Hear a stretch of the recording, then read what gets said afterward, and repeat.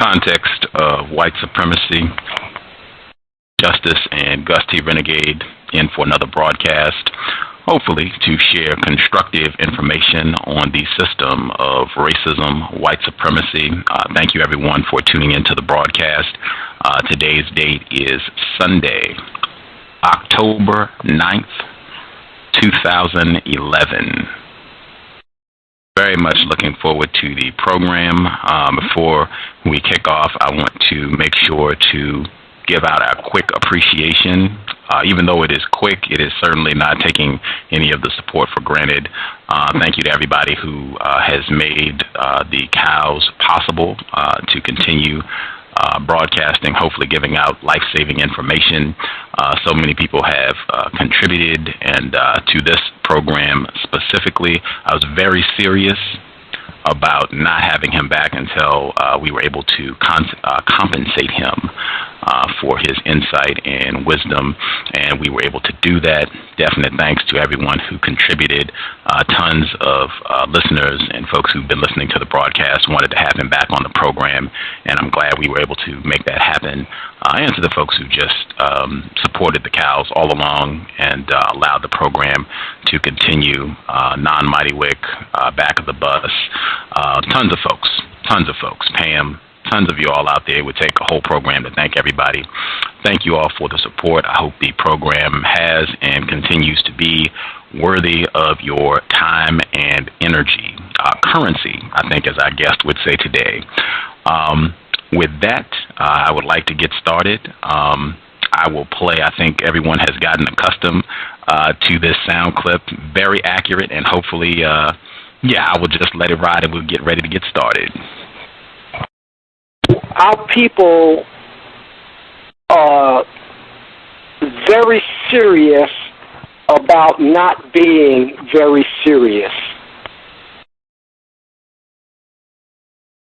Meanwhile, white people are very serious about playing hardball against us, and this hardball is called genocide. Making his second visit to the context of white supremacy, he is, what to say, author, scholar, always on duty, on the assignment of replacing the system of white terrorism as soon as possible. Some of the books that he has authored, the last book, different title, The Last Black Man Standing, different title, The Declaration of Kamau Kambon. Tons of constructive, life-saving information, and it is a real pleasure to have him back on the program today. Joining us for the second time, Dr. Kamau Kambon. Dr. Kambon, are you with us? Black liberation, brother.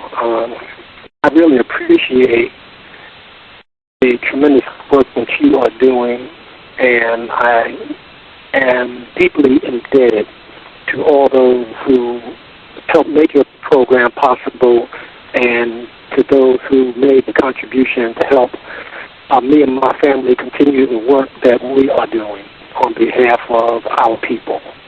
So again, thank you and each and every one who keeps you going, and I think it's very, very important. Thank you. It is privileged to have you back on the program. I'm sure folks who are listening in would echo that sentiment 1,000%. I want to get right to work in dealing with this problem. You have a concept that you've laid out in terms of how you see what's happening on the planet with the system of white domination. You wanted to kind of set that up at first to give them your paradigm for what's happening, and then we can proceed from there. So if you want to start with that, I think that would be outstanding. Okay, great. I have, over the years, constructed this paradigm or this model. One of the things I say is that when someone knows something that you don't, you are at a disadvantage. For example, as I pointed out before, if I'm a liar and I come to you with my lie, but you don't know I'm a liar, I have the advantage. If I'm a thief and I come to you as a thief and you do not know I'm a thief, then you are at a disadvantage. The reason I established this paradigm is so that we will know what the white dominators know. And as we know it, then we can not only defend against it, but now we can set up an offense. And this is what the paradigm and the black tricks together do. They set up an offense where we learn how to move in the green or life zone and stay out of the death zone. I'm going to, in my paradigm, I'm going to list the elements that are in the paradigm. And I'm not going to be able to string everything together for our listeners, but they will have to use what's called intellectual coupling to see how all of this is related. For example, if I were to give you a list to go shopping at the grocery store, so we're going to make sauce. I will give you a list: tomatoes, onions, garlic, pepper, celery. So I'm not saying to you how to make the sauce, but I'm giving you the ingredients so that you can link these items together and make a sauce. If you were to go to a cookbook, you might see those same ingredients in 10 different cookbooks, and they will give you instructions differently on how to make that sauce. So I'm giving the ingredients, and now we have to use our intellectual coupling, our critical thinking, to get the deeper meaning so that we understand fully what we're doing and how we should proceed. Now, I'm going to list these elements in the black tricks. So let me go across the top first, and then I'll go down. This is a global analysis of the world landscape. I think we have to know what's going on in the world so that we can deduce what's going on nationally and locally in our own communities. So part of the paradigm is designed for us to achieve our goal, and I want us to always keep sight of our goal, and our goal is black liberation from under white domination.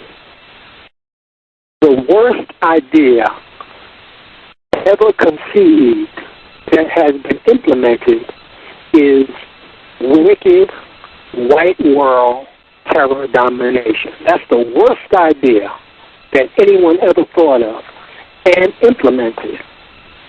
The greatest idea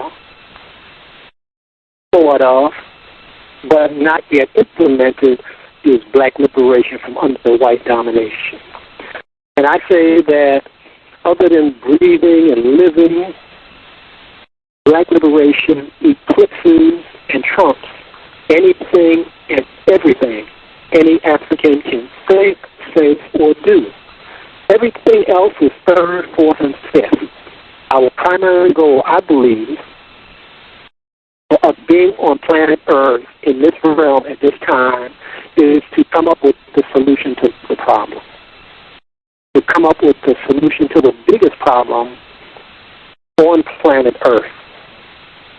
The second element is black liberation is only ideology, philosophy, concept, and action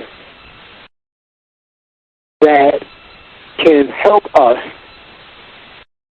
defeat white terror domination. Because this mind control, this control of our bodies, this control of our spirits is so pronounced and so deep that only black liberation can extricate us from the claws of wicked white world terror domination. Now, I know some are listening and say, man, what is he talking about? Black liberation, white domination.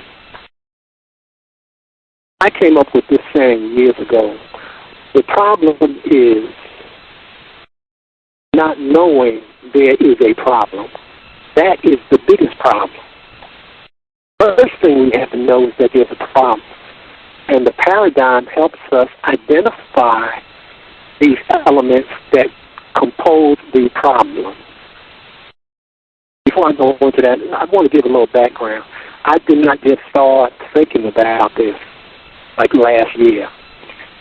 I, in 1971, 72, 73, got on this path when I saw a lot of things unfolding before me that I did not like.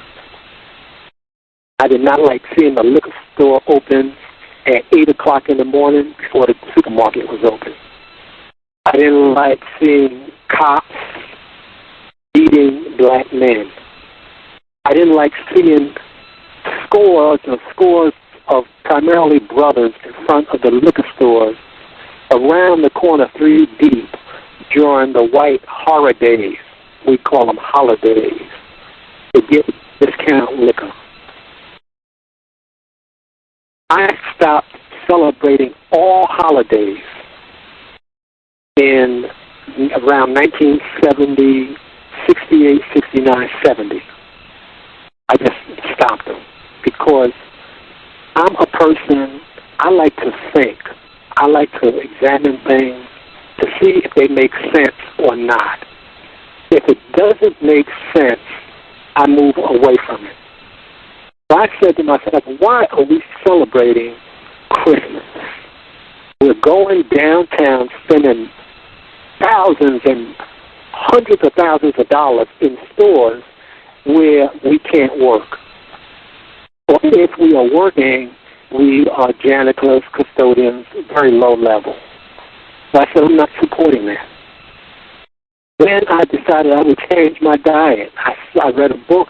The book is entitled Survival into the 21st Century by C.O.W.S. I read that book, and it turned me around. I said, wow, the food is killing us. And then as I became more conscious, meaning as I became more aware that I was not just floating through life, bumping into stuff, I started to hone down the things that I did. And part of who I am is I played hoop. I didn't share this with you before, but I played hoop. And in high school, we were rated number 1 in the country.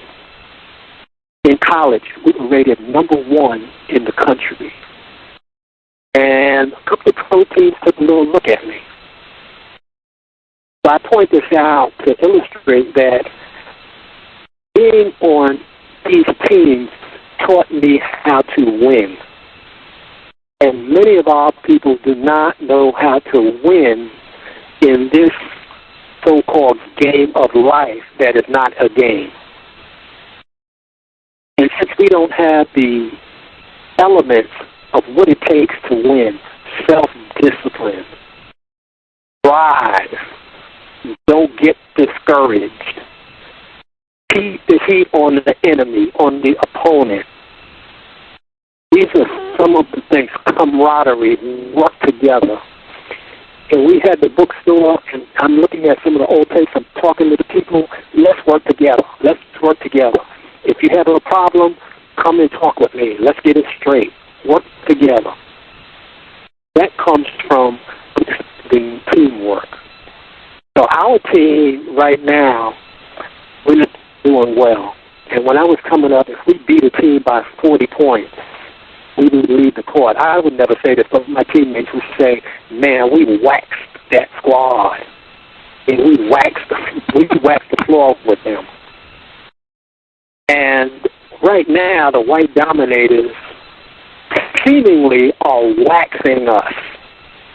They are wiping us up because we don't know how to win.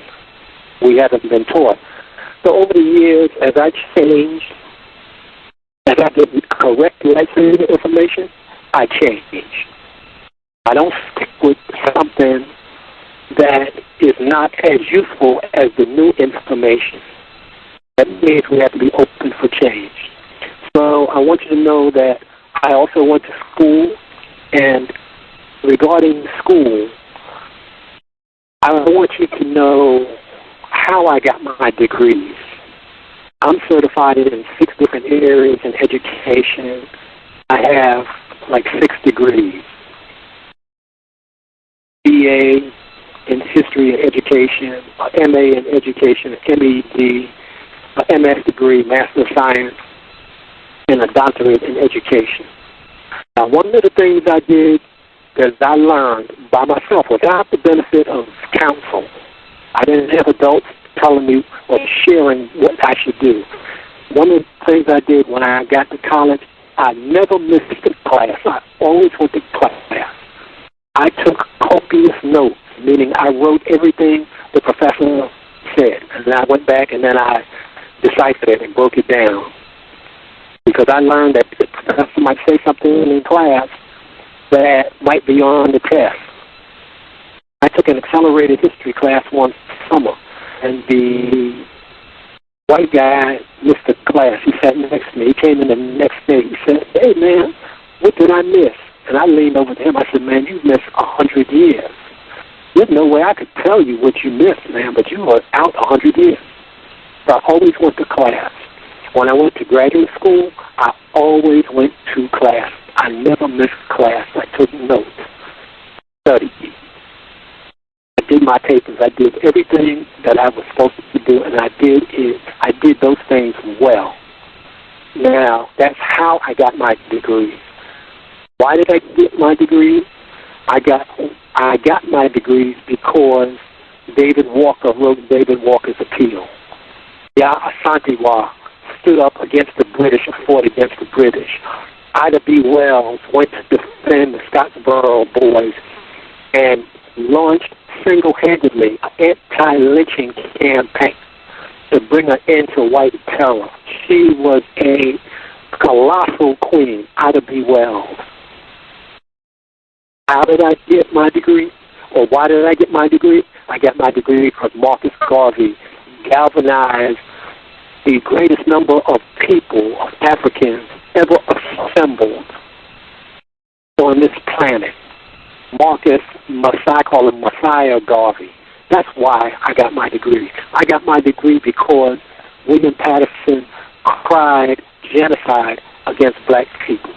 I got my degree because Paul Robeson stood up, a brilliant man, yet to be recognized for his greatness. How he stood up against injustice. They took his passport away from him to deny him his ability to earn a living. He was a lawyer, and when he saw the white dominators and how they behaved in law, he dropped it. But he was a colossal figure in our midst. I got my degree because Robert F. Williams said in Monroe, North Carolina, "Listen, man, you all are not going to send these 2 little boys to jail on some bogus charges." And he said, "Negroes, we are going to get guns." So Robert Williams said, "Negroes with guns." That's why, in part, I got my degree, because the white dominators knew that our people shed their blood, literally, to get us in these positions that we have. So I maintain, in order for us to help defeat white terror domination, one of the things we have to do is we should drop all our titles. We got high potentate, supreme, wisdom, echelon, chairman of some, drop all the titles. There's an expression. At the end of the game of chess, the king goes in the box and the pawn goes in the box, meaning that we are all the same. I think that this whole thing about titles leads to a lot of confusion. You should drop all these titles. So now, the other things I want to say is that you notice I say black liberation, and I do not refer to white supremacy because I've always pointed out whites are not supreme, that we don't want to psychologically subordinate ourselves to the white dominators. And I often hear a lot of our people say, "Oh, the elite They're running the world. The elite. They are the hidden people that are really running the world. I ask the question, well, why are you calling them elite? What makes them elite? Because they have money, a jet plane, live in a mansion? That makes them elite? Listen, man, they are nothing but successful people in tuxedos. Their jet plane means nothing. They are not elite, so don't subordinate yourself to them. And I will say this. I hear and listen to some of this hip-hop, and these brothers are talking about nigger this and nigger that, and they're sending these mixed messages. They say, oh, we RBG, red, black, and green, and the next line they talk about, I'm going to ride on these niggas. Well, I made it perfectly clear that we need to drop that because we are not niggers, that there are only two niggers on planet Earth. And when I say that, I'm measuring behavior. This is not a judgment. I'm measuring the behavior against the standard of Ma'at. Ma'at means truth, justice, order, balance, harmony, reciprocity. So that's what I'm measuring the behavior by. And the niggers are not on the chart. The white dominators are the only niggers on planet Earth because they destroy everything they come in contact with. So we want to be clear on that. There's a very wonderful episode called Africans in America. It's a 6-hour illustration of the Africans that came to this country and how they were enslaved and what they had to endure. But there's a little scene in there where they say that Sojourner Truth, when she was very young, went to her mother and asked her mother about God. And the mother said to her, God is good, and He makes things good. Sojourner Truth, has been reported, went and prayed, and she asked God, she said, God, please make the white people good. After some time elapsed, she didn't see that the white people were becoming good. She went back and she prayed. She said, God, please kill the white people because they are not good and I don't think they can become good. This is what Sojourner Truth said. So before I begin, let me do a disclaimer. These are my views that I've developed over the years and not the views of COWS or the administration or staff. I'm not advocating anything. I'm trying to bring forward correct life-saving information that Africans can incorporate into their lives, to streamline their lives, to understand what direction they're going in and why they are going in a certain direction, why they are doing certain things, why they are not doing certain things. So we have a crystal clear idea of what we are doing and what we are about. And we don't let anybody influence us with nonsense. So the paradigm looks like this across the top is genocide. This is the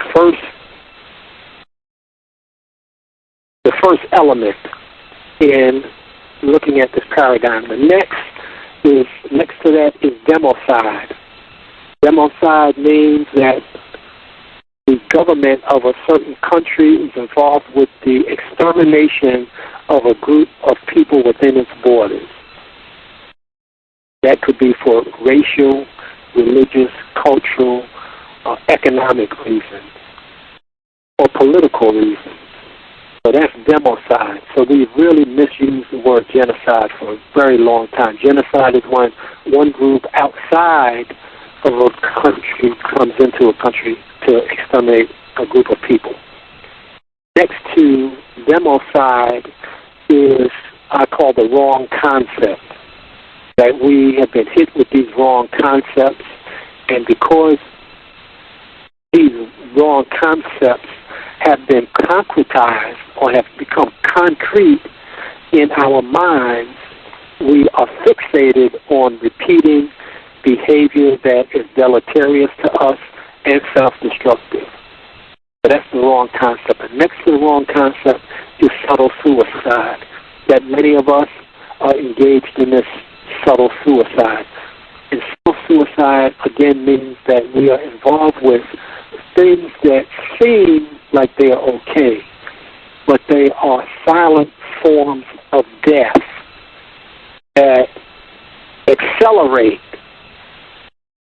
the death process. And death, as I have always pointed out, is a process, step by step, stage by stage, and level by level.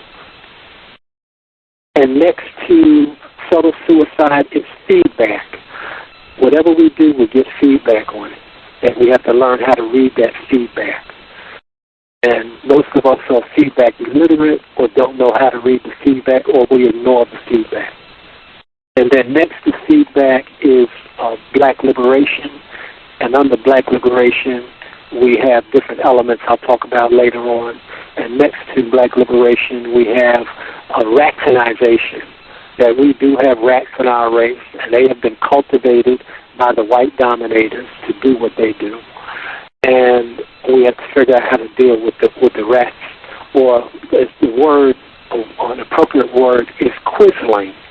And quisling was a traitor when Norway was invaded by the Nazis. Quisling, a Norwegian, gave up his people to the Nazis, and they installed him in a position of power. So we refer to a quisling as a traitor to his people. So we go to the first element of the paradigm. And the first element is that the white dominators are composed of the governments, the corporations, the universities, and the mafia.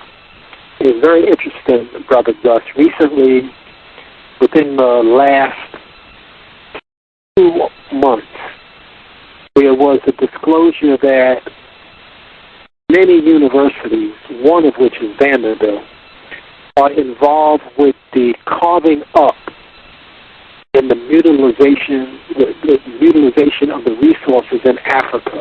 That a lot of these universities are being funded, and they are funded by the corporations to do research, but they are deeply embedded in Africa to destroy Africa.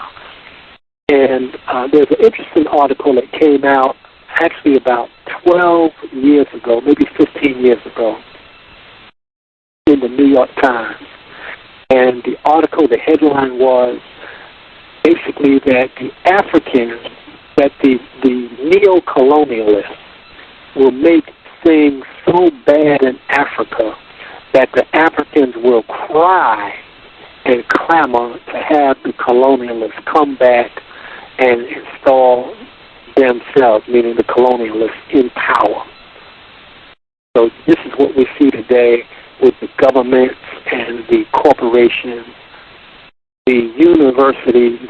And I have a list that I got about 20 years ago listing all the colleges and universities involved with government grants and experiments.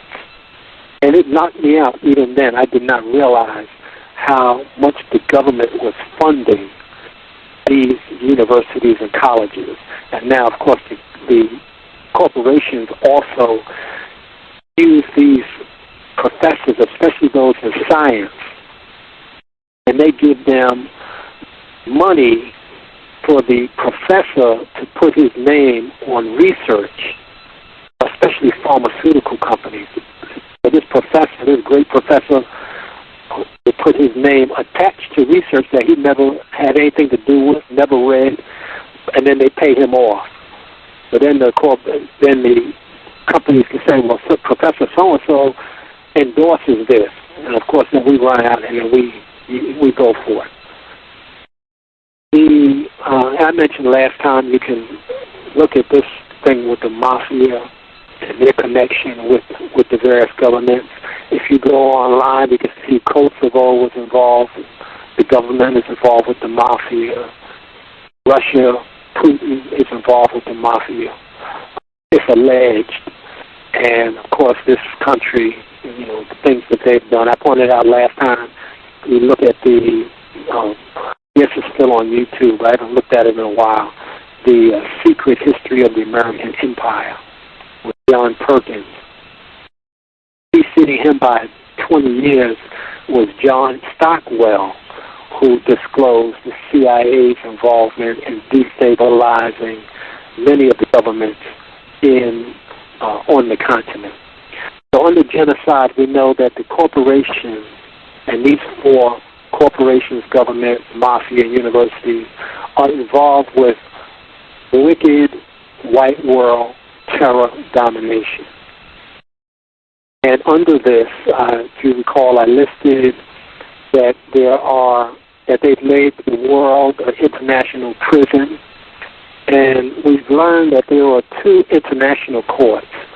One international court deals with individuals, and they issue these arrest warrants, like the warrant for Julian Assange, or the warrant for Taylor, who was the head of Liberia. I think there's a warrant on Gaddafi issued by this court. The president of Sudan, there's a warrant on him. But you notice that this court only issues warrants on Africans.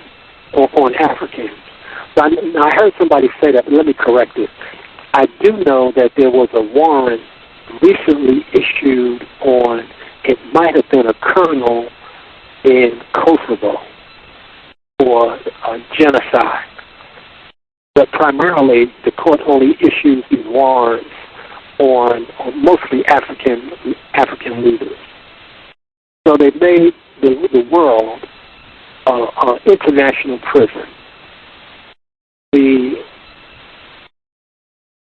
other element is that the world is an international plantation.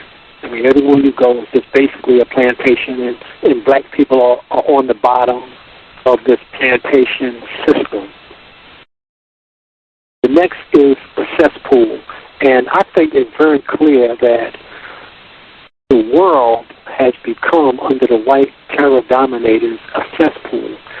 And how I characterize it is this way, that the white mind is like a big white cloud that hangs over the entire planet. And this white mind has seeped into the minds of many of the people. Most of the governments on the planet have this white mind, and it seeped down into many of the people. And the white mind is a deaf mind.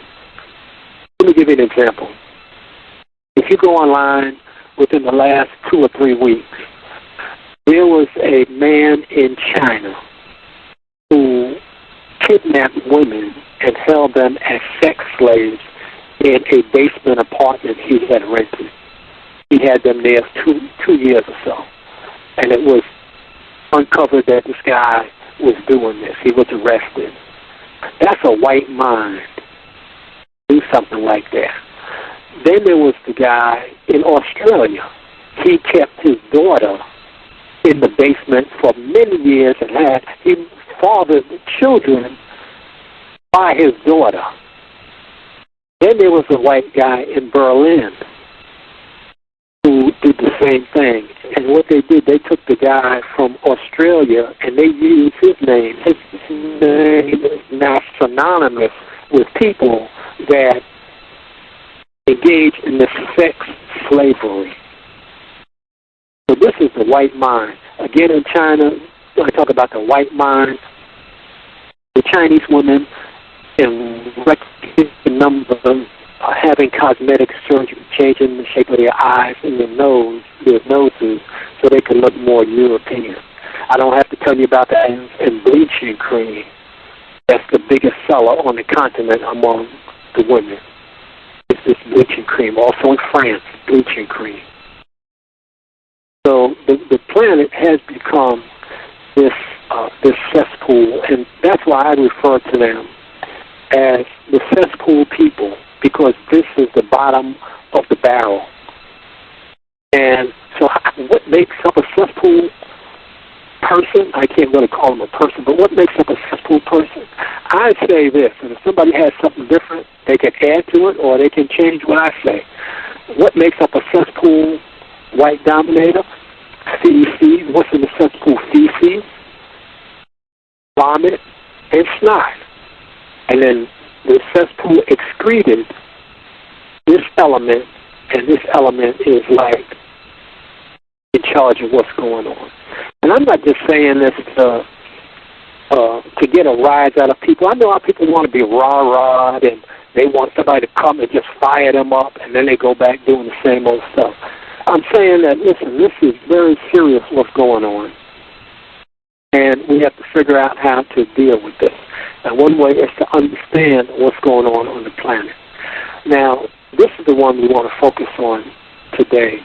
Under cesspool, and of course our people have become cesspoolian steins, being manufactured in the image of the cesspool people, because we behave like them in many instances. But under the next element is death. And the white dominators, the cesspool people, they relish death. The news, first 5 or 6 stories, usually brothers in handcuffs, but it's always around death. During prime time television, there's some kind of detective show, some kind of hospital show, but people are always dying. They love death. And I think their favorite symbol is the skull and bones. Symbol characterized by death. So they love death. And these are the elements that come under death. The white dominators love for people to be in agony. They love people to be in anxiety. They love people to be in misery. They love people to be in turmoil. They love our people to be in all of these elements that precede actual death. They get a rise out of seeing this happen to people. Agony, anxiety, stress. This is what they do. They want to stress you out because they sit back and they really enjoy this. And then the last step is death. Now this death hangs all over the planet. Everywhere you go is death. Afghanistan, Pakistan, Iran, the leaders, death, death, death. Now what the white dominators have done in this country with us is that they have taught us how to love death. And I'm going to come back to that. And the reason I know this is a fact is because there's a blues festival here in this area. I've never been to the blues festival. I don't like the blues. I don't like hearing black people sing the blues because the blues characterizes, oh, I got the blues, I'm not doing well, I'm down, I'm out. And I noticed that white people love to go to the blues festivals because they love to hear black people singing the blues, and they love black pathology. This is very important. They love black pathology, and our people feed into pathology. What do I mean by pathology? There are, if you look at this old movie, Hollywood Shuffle, Robert Townsend, where he shows that he has this talent, but he goes to try to get into a movie, and they want him to be a clown and a buffoon. So they love that. This thing with hip-hop is the same. When X-Clan and Public Enemy, when they were out and they were singing this black liberation message, the white dominators got involved, and it's almost like a parole board. 3 or 4 judges, they come in, they say, okay, you come in, what are you doing? And you come in with some positive messages, they say, no, we don't like that. So this guy, he leaves, and he goes outside. They say, what did they say to you? He said, man, they didn't like my message. So the next guy goes in. So he starts with a little raunchy stuff. The white guy says, okay, yeah, we like that. We like that. More of that. So he leaves, Then the next guy comes in, and he's raunchier than the last guy. So the white dominators, they love that pathology. They love us singing the blues. And they like to keep us locked into that, and then a lot of our people feed into that pathology. A lot of the black comedies represent this black pathology, supported by the white dominators. And there's a brother, he just passed recently, really a tremendous talent, Roscoe Lee Brown. I think he was like a Shakespearean actor, and, you know, to sing opera, etc. I say opera is nothing but hillbilly music sung backwards in slow motion. But he was a great actor, and he had to take very demeaning roles. There's a good movie, brother, that I recommend. Oh, it's entitled, there are two. One is entitled In His Father's Shoes. I think that's with Robert Guillaume. This other title will come to me, but it's really very good. And I'm going to give you some other movies before I forget. One is The Road to Freedom, the old movie. It came out like in the 70s, but really very good. And then one of the best movies is a movie called Night John. I may have mentioned that before. Nightjohn, one word, Night John. So going back, that the white dominators make death taste very sweet.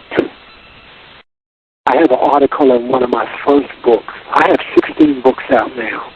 All my books are like 200-300 pages, pictures and websites. Hey, man, I'm just laying it on. I'm bringing this correct life-saving information. I have an article in one of my books, Sugar, Sweet Killer in Your Cupboard.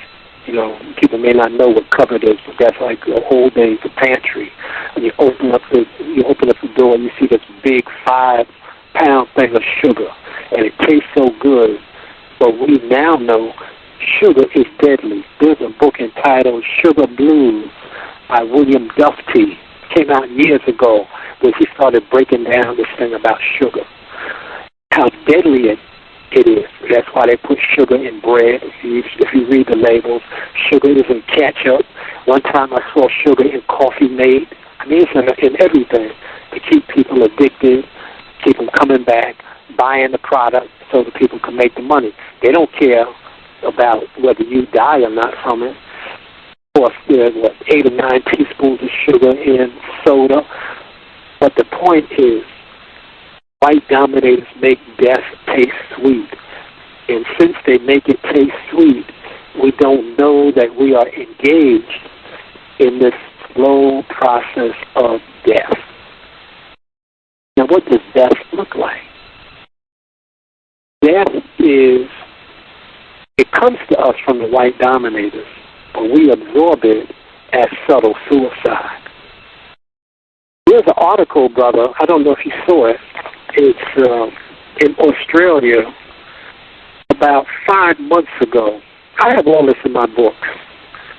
About 5 months ago, there was some research that came out that said that alcohol, drinking alcohol, even in moderate doses, causes cancer. Now, we know for a fact that drinking alcohol kills brain cells. Absolutely. Alcohol kills brain cells. Alcohol kills liver cells. So here we go. Here this summer in this area, they had a concert every weekend.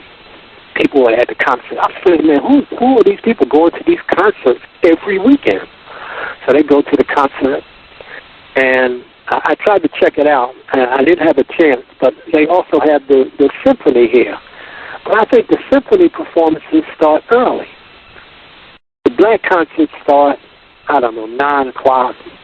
So, but the people stay up late. The black people stay up late. They go to the concert, let's say 9 to 11:30. So, but the research says go to bed by 10. And Dr. Jewel Pookrum really illustrates this in many of her tapes. One is, I think, Melanin with the new technology, where she holds up, no, she does that one, but she also does 7 circuits of the brain, where she's giving a lecture. She holds up a book. She said, I paid $650 for this book. Everybody says, oh, wow. And then she holds up another book. I paid $670 for this book. And she said, these books have been produced by scientists. And all the information contained in these books is about melanin. In other words, these books are about you. They are studying you. So we know for a fact that sleep research says go to bed by 10. Now we're adding, because now your melanin can kick in and start to repair and regenerate the body. But we go to the concert. We're at the concert till 11:30. Then we go to the pancake house and the waffle house. We're eating sausages, pancakes, drinking milk, or we might go to the bar, drinking alcohol. So we get home 2 o'clock in the morning, 3 o'clock in the morning. There's another research that came out, University of Alabama at Birmingham, on sleep, and on 60 Minutes, they say you cannot make up for your lost sleep. You can't take a nap in the afternoon thinking that you're making up for the sleep that you lost. It doesn't work like that. Now, here's a little word that I came across years ago. It's called innervation, E-N-E-R-V-A-T-I-O-N, innervation. And the author of the book pointed this out. The author said that when you get sick, you get a cold or a fever, what happens is that your body fights the fever off, it fights the cold off, and you recover. But you recover at an expense, meaning that your vitality diminishes a little bit. It's like getting surgery. Or if you, this is an example, I used to have audio tapes that would snap. And I would be very diligent about, I would get another audio tape, a new one, and I would take the cover off of it. And I would take my old one off, the one that broke, and I would put tape on it, the part that broke, but I would have to cut it with a razor blade to make the ends even. And then put that old tape in the new cassette. I would take out the new cassette, I'd take that tape out and just throw it away, and take this old tape, because I wanted to say what was on it, and put it in the new case. And when I listen to it, there's a little glitch, there's a little note missing when I played it, or there's a little word in a lecture that's missing. And because I cut that little piece out, and that's what happens, of course, when we get surgery, but that's what happens when we don't take care of ourselves. Our vitality is diminished. But you don't really notice it. But the white dominators know that this is what's up. They know that, okay, death is just a matter of time. And they love death, so they got the hospitals prepared for you. There was a guy in New Jersey who was selling kidneys. What he would do, he would go to black people and give them $10,000 for a kidney. So he had to have the whole apparatus in place, doctors, nurses, blood transfusion, everything. He would give them $10,000 for the kidney, and then he would send the kidney to Israel and dispatch it, ship it to other places, and he would get like $50,000, $60,000 for these kidneys. So, and I kind of focus on this because the first war against us is the biological chemical warfare through food. Now, I know you've had other speakers come on to talk about this, but I am emphasizing this idea that the death comes through the food.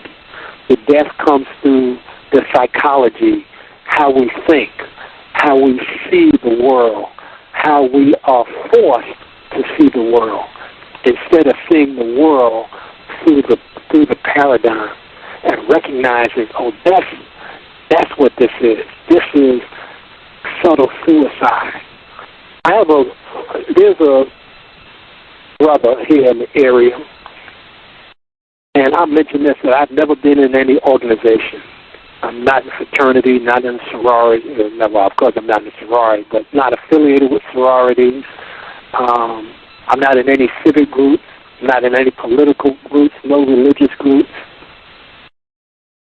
And the reason I say this is because I find that most groups are toxic. The people that come to the groups are toxic, and this is why the groups don't work. But anyway, this brother, I saw him recently at a lecture, and real affable brother, came over, oh, hey, So I said, hey, how you doing? I hadn't seen him in a long time. He gave me his card, and I see he's in the fraternity, president, so-and-so fraternity. So we had our bookstore active at least 12 years, maybe 14 years. Brought all the speakers in. No, never came to one lecture. I think he may have come in once to get a couple of books for some children. He got a little, with his program he's working with, he got put in a little order for books. I ran into the sister, and she said, oh, so-and-so, his wife died. I said, oh, no, I didn't know that. She said, yeah, she had breast cancer. Breast cancer is spread to her spine and to her brain. And she made her transition at around age 53. But had he come to the store, I don't know if we could have saved her. But I know that he was not operating with correct life-saving information. For example, we have a book that's sitting on the shelf that is entitled Dressed to Kill, the link between bras and breast cancer. The authors are Singer, S-I-N-G-E-R, man and woman. I think one is an MD. They go through this whole thing about the link between wearing bras and breast cancer.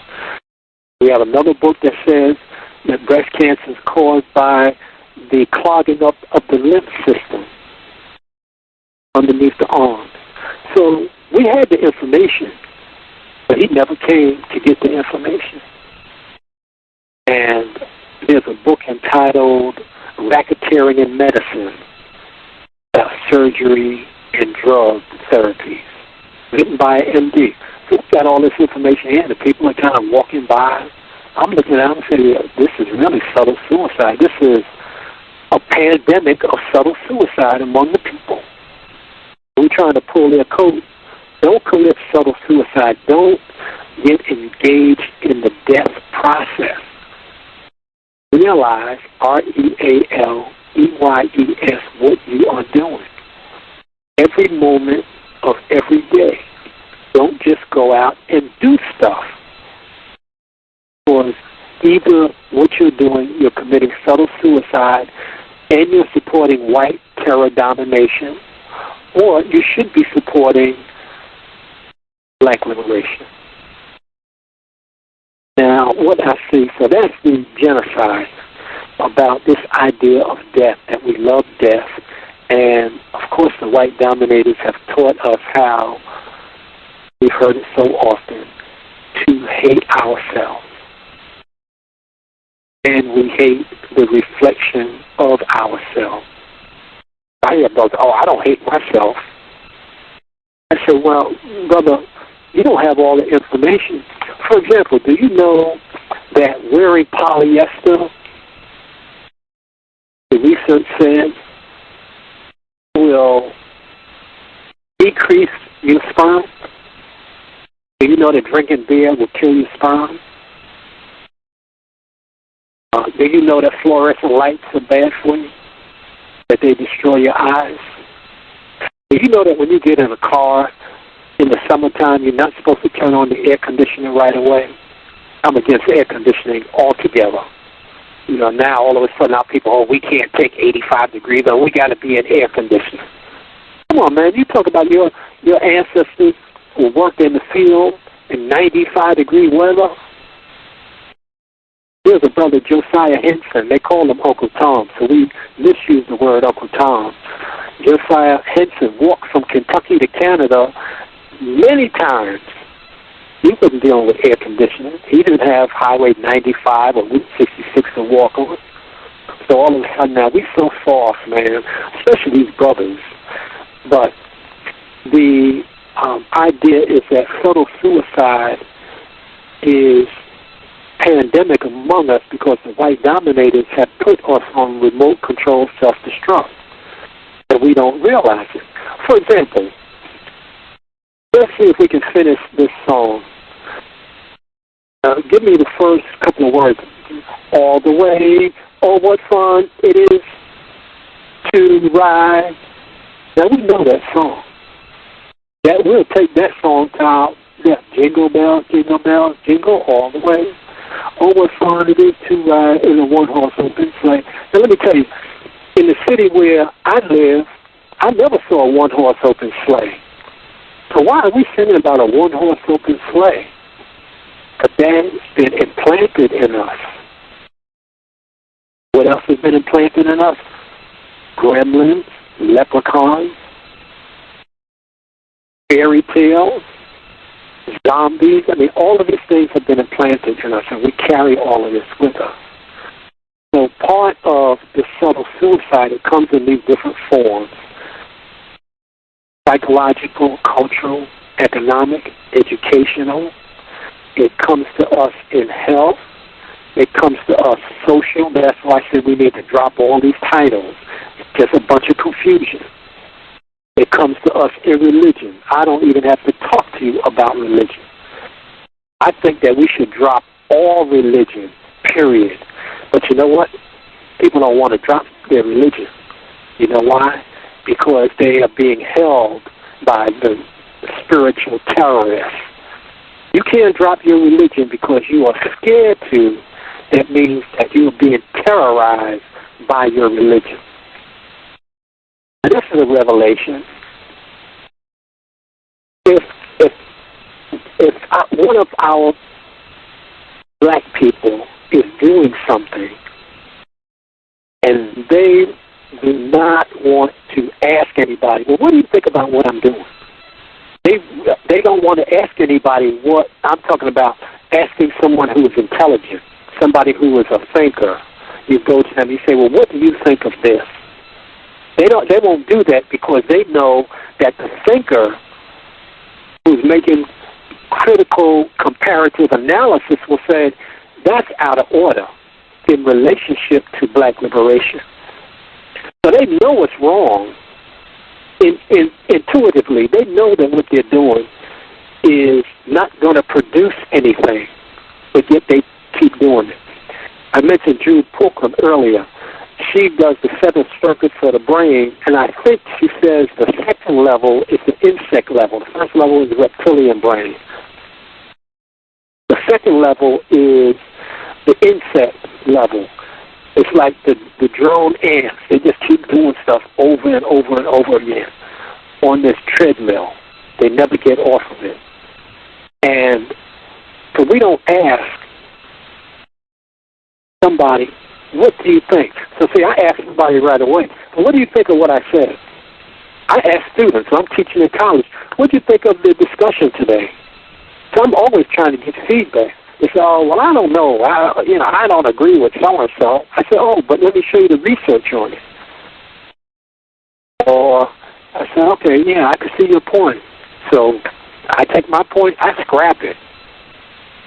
Okay, this is more valid than what I'm doing. Boom, I pick it off.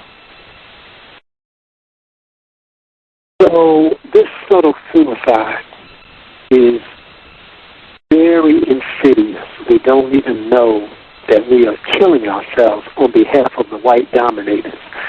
So in my book entitled Tips on Quick and Easy Ways Africans Can Commit Subtle Suicide, I wrote it in the late 80s.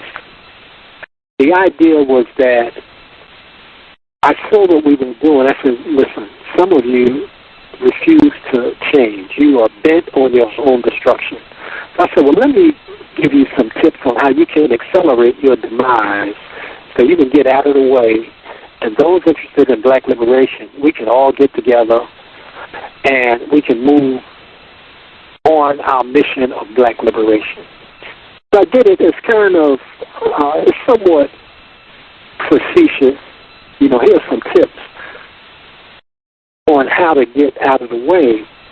But out of that book, actually out of my first book, Black Guerrilla Warfare, I came up with this thing about the different cells, C.O.W.S. I keep pushing this because I think it's vitally important that each of us, we are not just one little glob of melanin walking around, bumping into stuff, buying all kind of white garbage, jumbo TVs, eating potato chips. And we are more than that. We are deep black essence. We should be operating on a very, very high vibration. I'm going to come back to that. When I talk about vibration, you know that the physicists have this thing called the string theory. And the string theory, they have abandoned all these other theories about creation, and they moved to string theory. They said the world was created through these vibrations.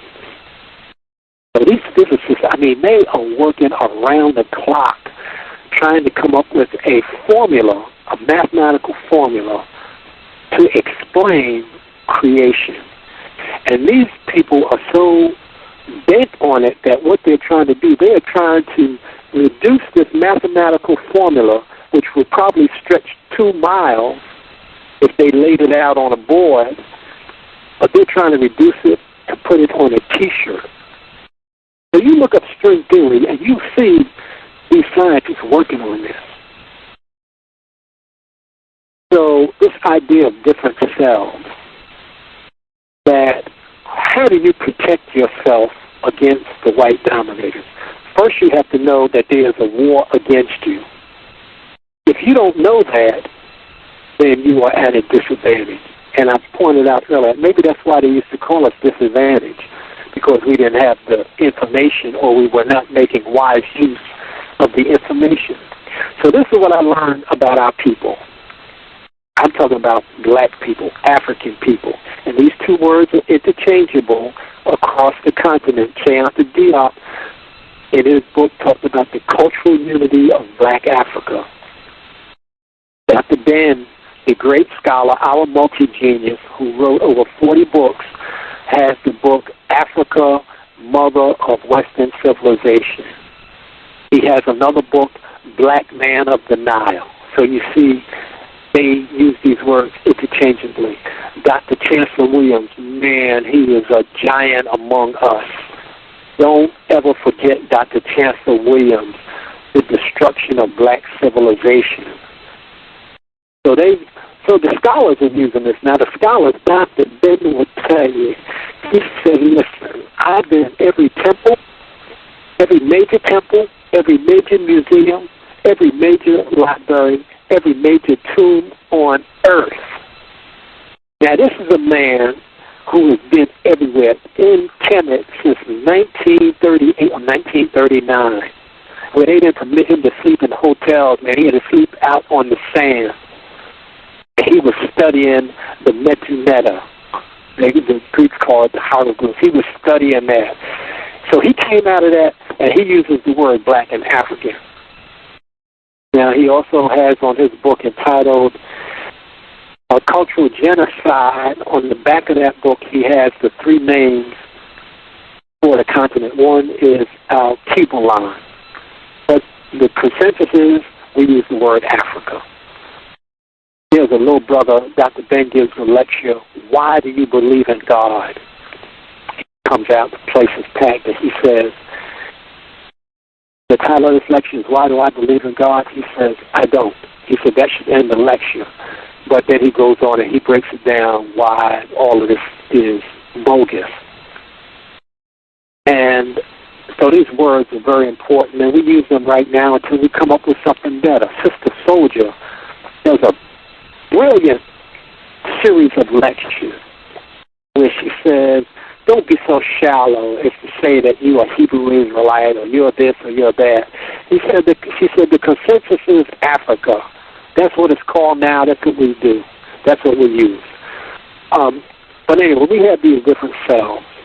So I learned, I said, okay, I'm checking all of this out. I'm watching the people commit this subtle suicide.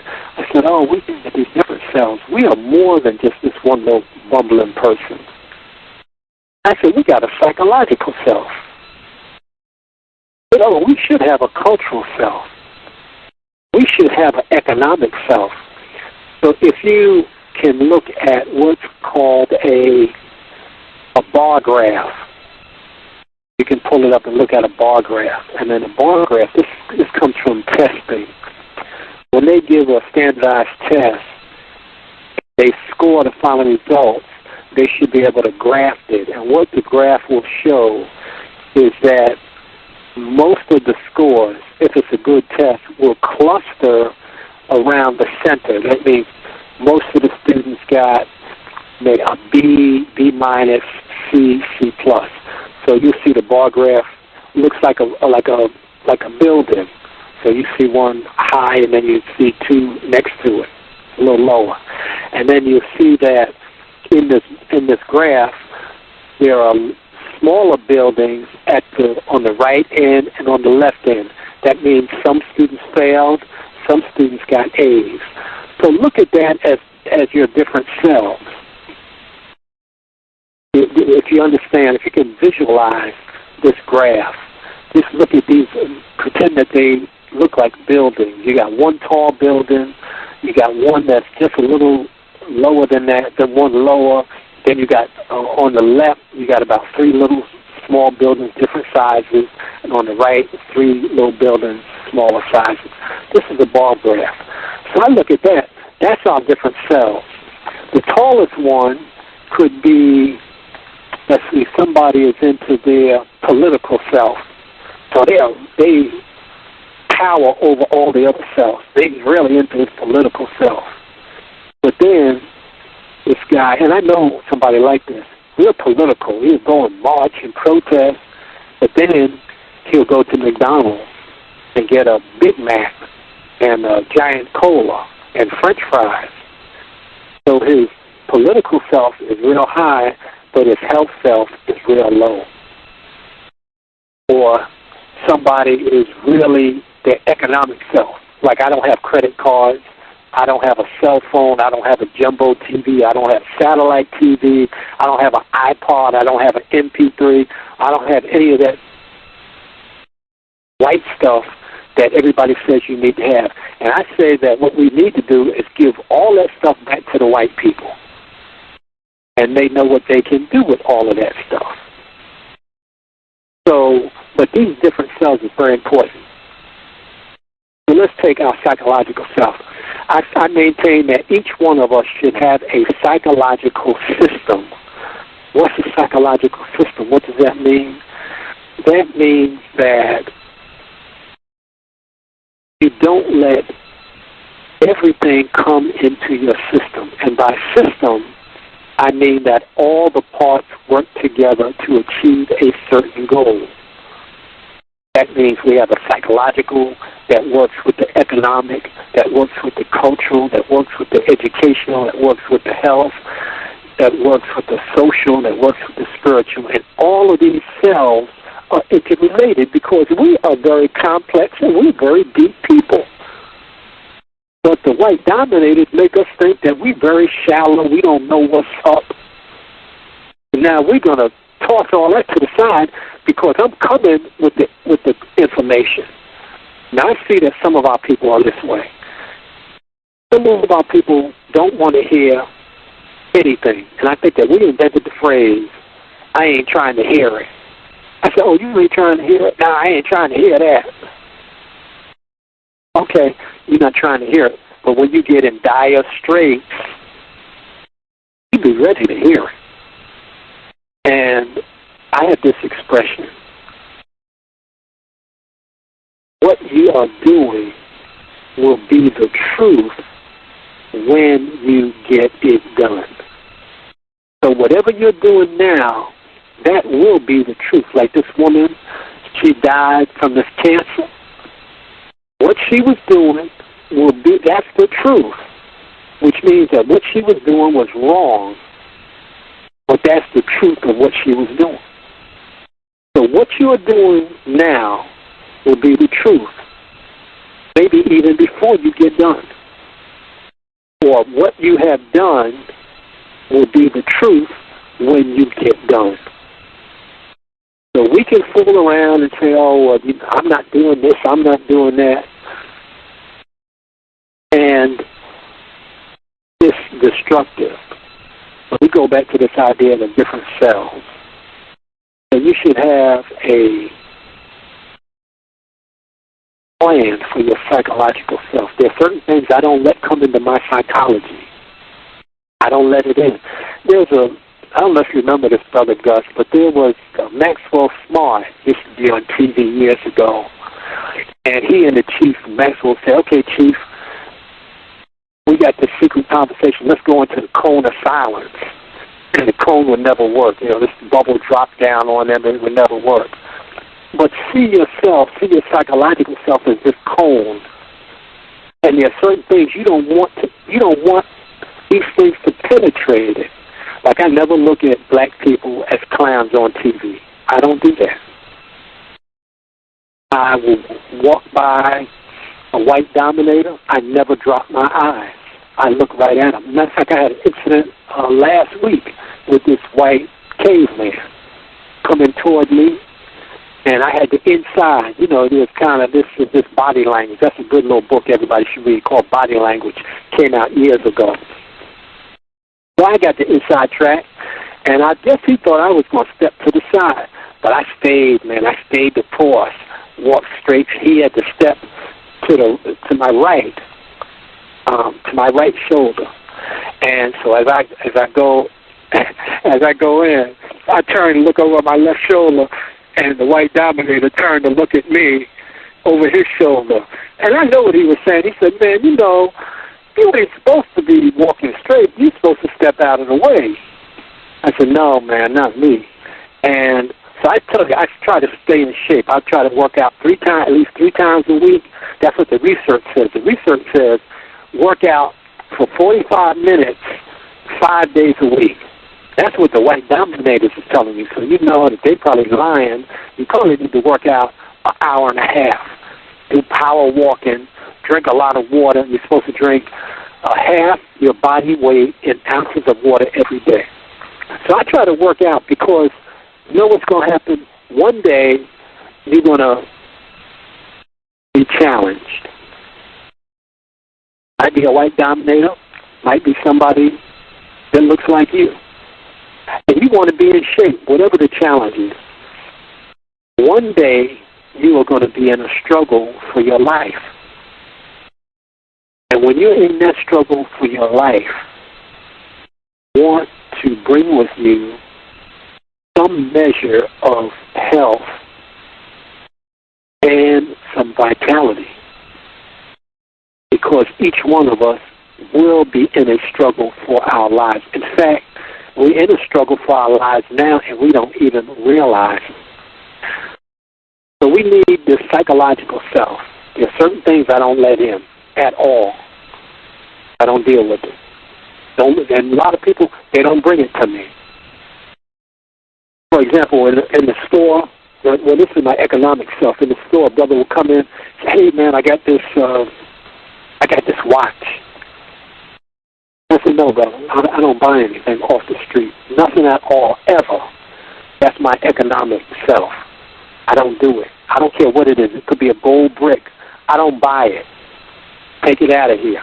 And I learned that from Ina Mozak, who used to operate the Liberation bookstore in Harlem. I was in there years ago, and this brother who was strung out came in selling something, and she didn't buy it. And when he left, she said to those few of us in the store, she said, I don't buy that stuff because if I buy it, then it encourages him to go out and steal from black people again. That's a good point. So that's correct life-saving information. I incorporate that into my economic plan.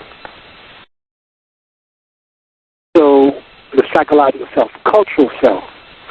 Cultural self, Dr. John Henry Clark says that You have to have a land base, that all peoples on the planet have a land base, have a historical base, a land base, and a cultural base. Chinese have China, Japanese have Japan, etc. French have France. So everybody should be tied to land, history, and culture. Dr. Asa Hilliard also says that culture is the glue to tie the people together. And what is culture? Culture is the way you do things. I'm going to tell you one of the baddest books ever written, entitled 2000 Seasons, by Aikwe Ama, A-R-M-A-H, I believe. Aikwe Ama, 2000 Seasons. And in it he talks about our way. He said we lost our way. So the culture keeps you, as Asa said, culture is the glue that keeps us together. So the culture keeps us on the path. You know what should be in your culture. You should know what's outside of your culture. What's outside of your culture, you don't do. So what I do culturally, I try to wear something African every day. Could be a little bracelet. Could be something, if you're working with the white dominators and you don't want them to know that you're really down with black liberation until you get a chance to, reveal yourself, you can wear an ankh underneath, your shirt. But you always want to be tied to the culture and to the ancestors. That's very important. I don't celebrate, as I said, white holidays. Don't bring that to me. And, our children grew up, they didn't celebrate any of that. Because it just doesn't make any sense. It doesn't make psychological sense. It doesn't make cultural sense. It doesn't make economic sense. It doesn't make health sense. In fact, in my book, Subtle Suicide, I have a piece called The Killing Season. And the killing season is October 31st to January 2nd. Halloween to New Year. Halloween, Thanksgiving, Christmas. These are the times when our people commit more subtle suicide than at any other point in the year. The death is enormous. The subtle suicide death, spending money they know they don't have, eating a lot of death food, just being connected with the white holidays, living outside your own culture. This is death. These are forms of death. We don't think about, it's just a holiday. I like this holiday. You say, Dr. Ben asked the question, how does that relate to you?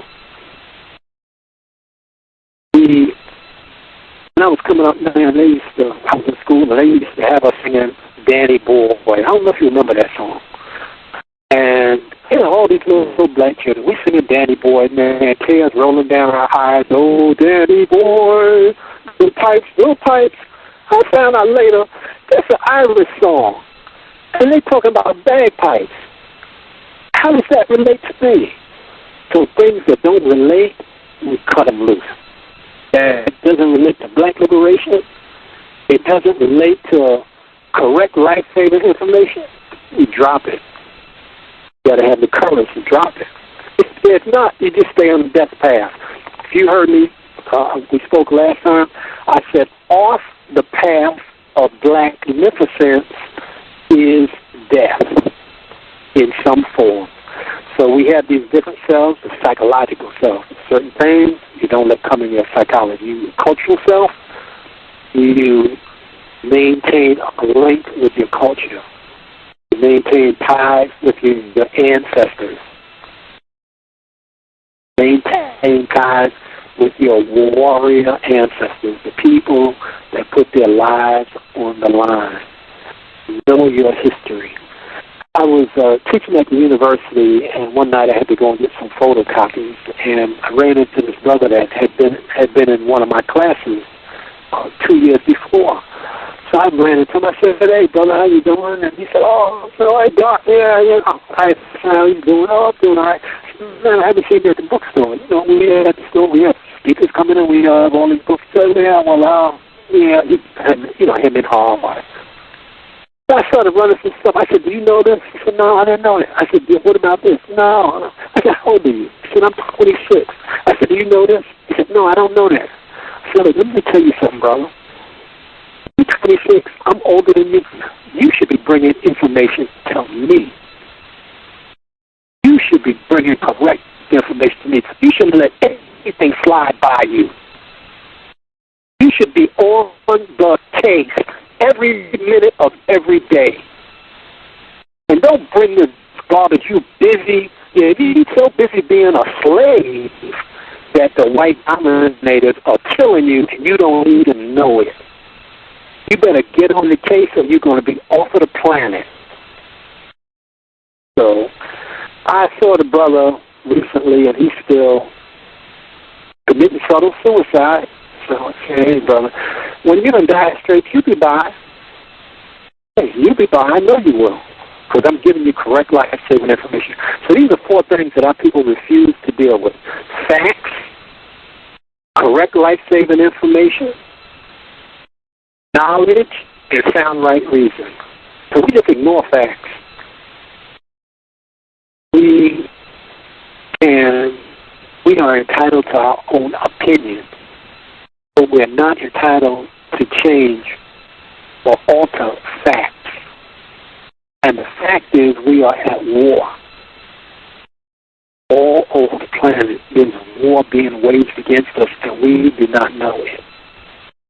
So one way to stave off the weapons of war is to get all your different cells together. Don't be prominent in one cell and neglect the other cells. So that's psychological, cultural. I mentioned the economic self. Economic self, I don't buy Exxon gas.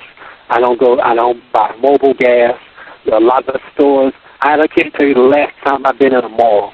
It's been 25 years. I don't go in any white malls. There's nothing in there that I want. They don't have anything that I need. And I used to teach students, know the difference between what you need and what you want. And the white dominators will trick you into thinking it's something that you need when it's really something that you want. You see, it's easy to trick a child. It's easy to trick a child. And a child is someone who doesn't have the correct life-saving information. If you type this name in, Libby, L-I-B-B-Y, go online and check it out.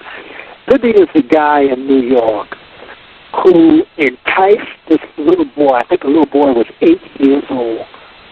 I don't know all the circumstances, but the little boy comes in contact with this man.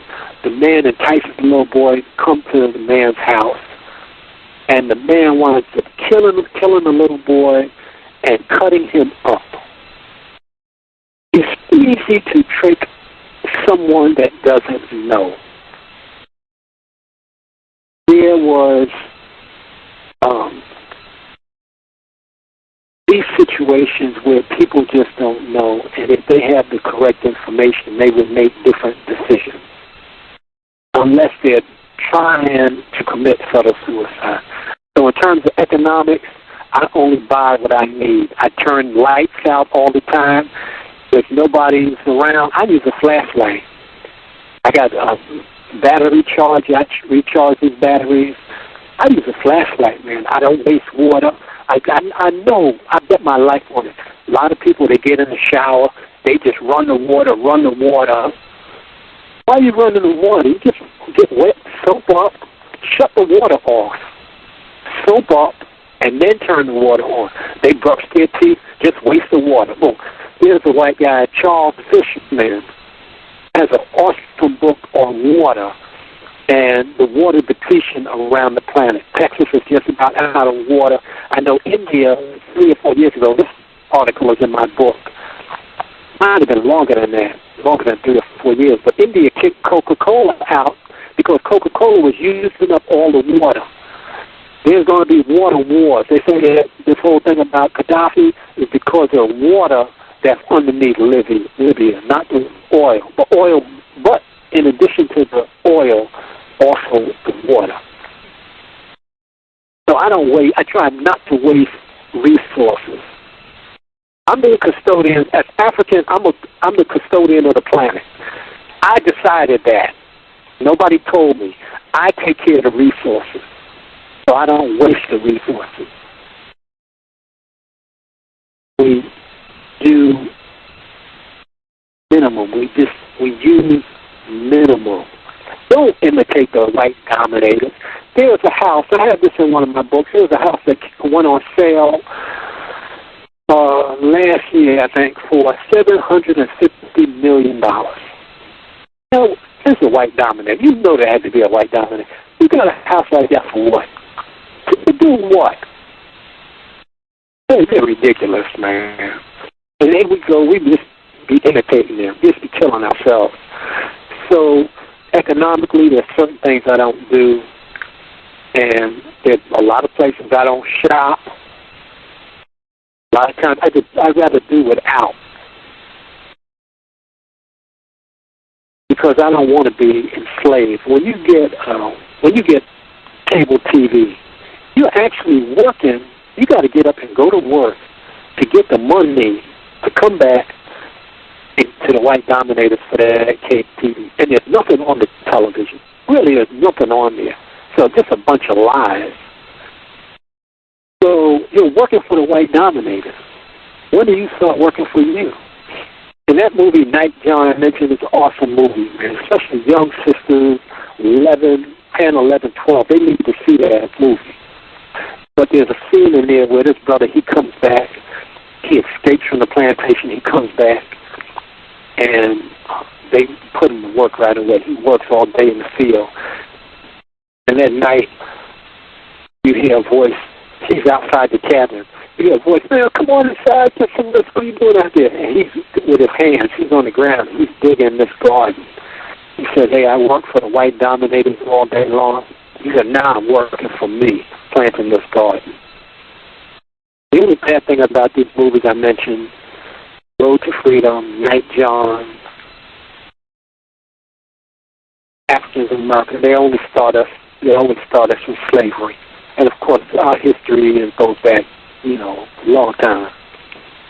So get all these cells together. As far as religion goes, I really don't deal with religion. I don't even like talking about it. Dr. Ben, in one of his lectures, said, you can believe whatever you want to believe, but your belief has nothing to do with reality. And I want to amplify that because I follow things not as closely now as I once did, but in Iraq last year, there was a woman who was a medical doctor. And I think she was about 35 years old. So let's say from age 5 to 35, 30 years, she prayed 5 times a day. But she goes to work this morning, she's in her office, and 5 men kick in the door and shoot her to death. They interviewed, I think it was an intern. Intern was crying and said, she was a wonderful woman and she did this and that. So this woman prayed all this time, all these years, and she gets killed. You look at one of the governors in Afghanistan, he comes out of the mosque praying all the time, he gets killed. So what did your prayers produce? The Catholics in Iraq, the Iraqis that are against the coalition government, they said, we don't want this Western stuff here. And so the Catholics break in, they kill the Catholics. Then the Catholics have a funeral. They go to the funeral, they kill 22 of the Catholics. Some of the priests cut out. They go back to England. So you Catholic and you praying all the time and you get killed? So what have your prayers produced? Here's the question I'm asking you. How long are you going to continue not to come to a conclusion about your belief? Your belief has nothing to do with reality. So I sent you this little tape. Ella Fitzgerald, she's a shining star. She sings this song, I Got You Under My Skin. Beautiful side. And I think it epitomizes black people's relationship with white people. They are just under our skin, and we can't get rid of them unless we start to de-whitenize. But she has a little sentence in there. She says, use your mentality to wake up to reality. Use your mentality to wake up to reality. How do you wake up to reality? You get all your different selves together. You get your psychological, your cultural, your economic, your spiritual self together. Don't be influenced by a lot of this foolishness that you see going on and on and on, where people never come to a conclusion. The Sister Suzar has a wonderful book. You come to power when you come to a point. When you come to a point, you say, hey, I see what's happening around me. I see that this is not producing anything, because everything on the planet is based on some type of product. Like you're saying, we want to produce justice. That is a product. I've added, yes, justice is broken down into just ice. And the white dominators just ice us. And I'm saying we need to think about just ice them too. Get all your different selves together. Don't let death taste sweet in your mouth, because this is what the dominators do. They make this death, being in a gang. Oh, I'm in a gang. This is my crew. No, you're involved with death. Think it's your crew, but it's a death crew. Get all yourself, your health self. Get your health self together. People say, oh, well, you know, this number is just going to eat this, and this is not going to bother me. And yeah, you don't think so, huh? Okay, the white dominators got the hospitals set up for you. I told his brother recently, I said, you remember years ago that hospital down the street, that was one little building, and now it's an enormous structure, and they got satellite hospitals all over the region. I said, yeah, I noticed them. We have all these hospitals and all these satellites. I said, well, with all this technology, you would think that hospitals would be closing down because the health of the people should be improving. But no, hospitals are expanding. So I said this in one of my books. The two biggest problems black people have are poor mental health and poor physical health. It's that everything comes under those two categories: poor mental health, poor physical health. However, when we start to work to get our different selves together, we will improve both.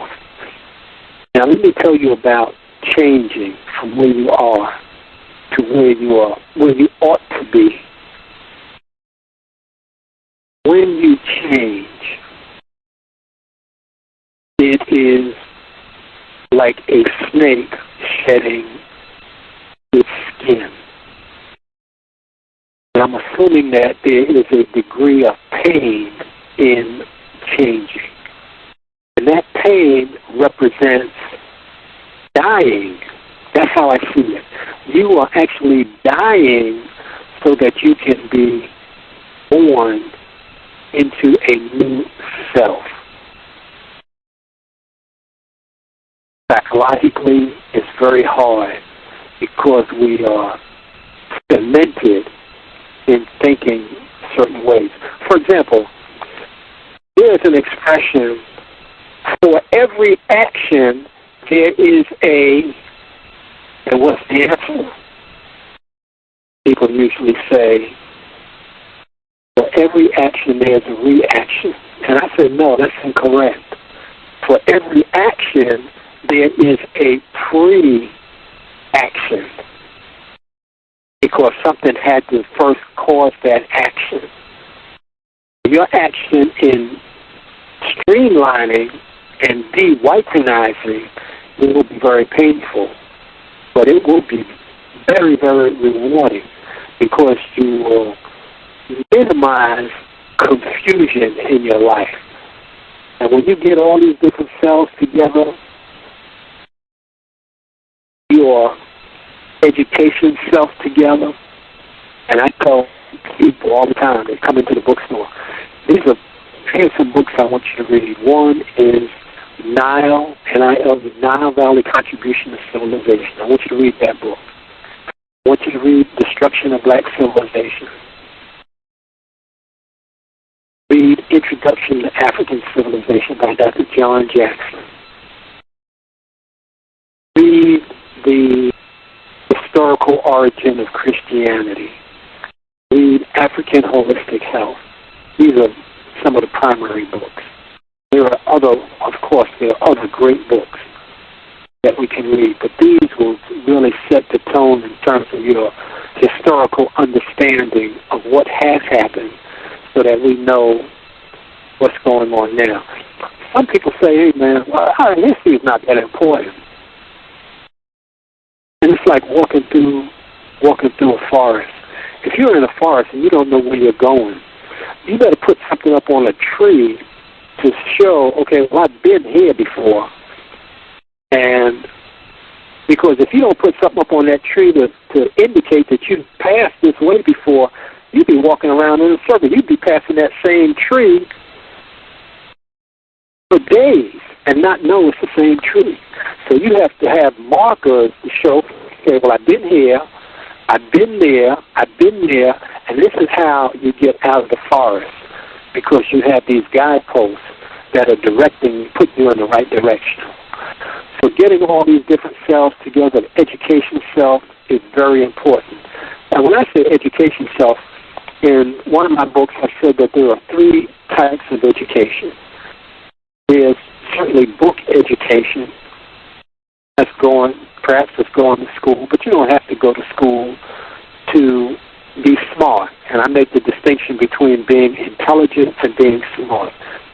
Being intelligent means, to me, somebody does well on paper and pencil tests. Not everyone can do well on these trumped-up standardized tests, but everybody can be smart. Being smart means you look around your environment, you see what's going on, and you adapt and you adjust accordingly so that you can continue on your mission of coming up with the solution to the problem.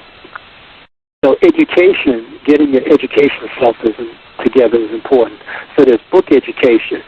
There's street education. You have to know how to operate in the street. That means many things, knowing where to go. Years ago, I was really into jazz, and I went to this club. I'm talking about like 25 years ago, 30 years ago, actually probably longer than that. But I go to this club, and I look in, and it was a little cool to me. I said, hey, man, where's the exit door? I said, oh, this particular club, they don't have another exit. They only have this one entrance. Is the exit. I didn't go in there. I didn't go in that place. He says, no, man, I don't go into any place where I don't check out where the exit is. And I tell these young brothers, don't party. Don't go to these parties because you're asking for trouble. So there's street education. Certain things, I tell brothers, don't ride around at night, 1, 2 o'clock in the morning, because you're asking for the white dominators to roll up on you, asking for your license.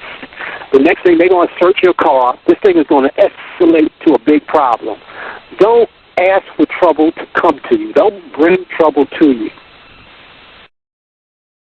So it's street education.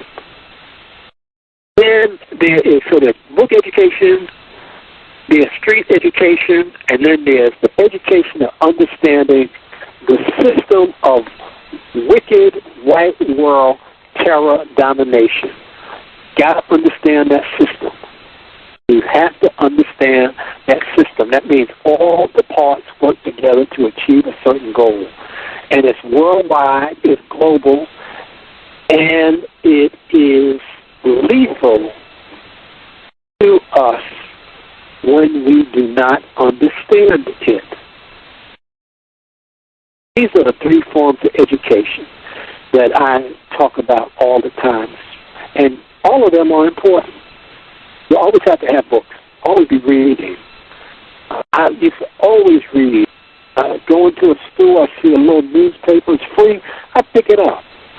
Matter of fact, years ago I picked up a little old pamphlet, and looking through it, I came across an article on Jocko Graves. Who is Jocko Graves? You look, see that little lawn statue that the whiteys used to have up on their lawn, the little jockey holding the lantern?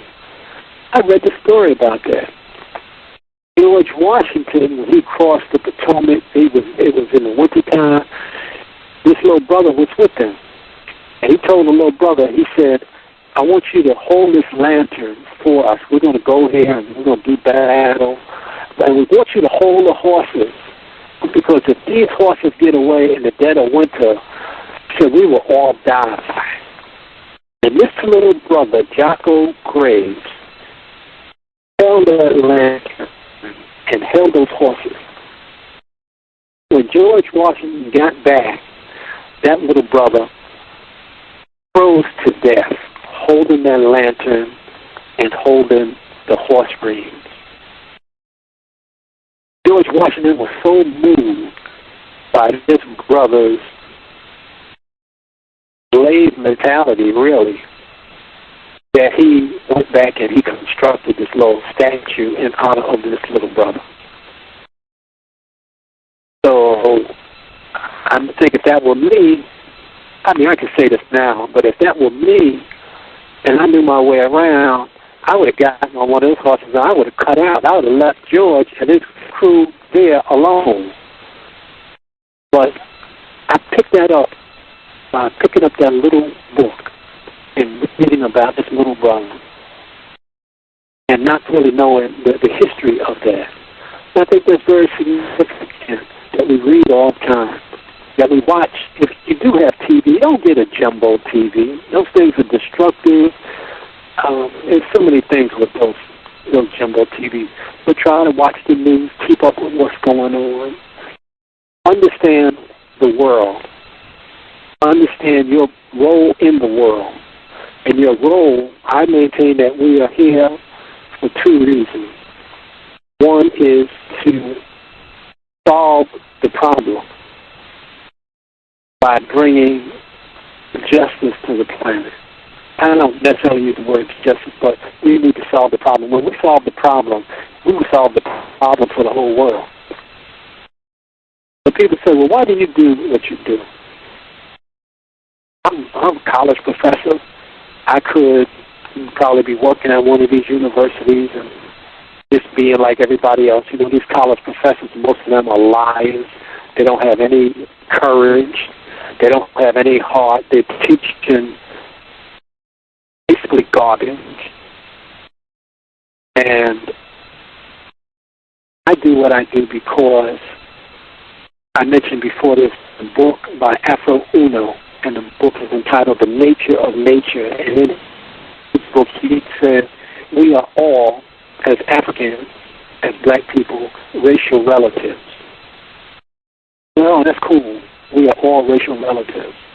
Then I go to the last poets.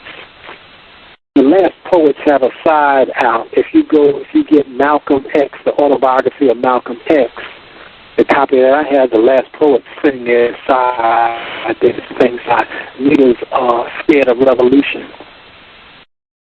But in that side, they say, and niggas are me, and I should love that which is me. The only mistake they made is calling themselves niggas because they don't realize that we are not the niggas on planet Earth. But I should love that which is me. I should love the reflection that is me. And the only reason we don't love the reflection that is me is because the white dominators have injected us and infected us and affected us with the poison of wrong concepts. And I thought about this years ago in looking through a college catalog. I said, one of the courses that they really should teach at the HBCU is a course that's not offered in the catalog. And that course should be how to love your black self.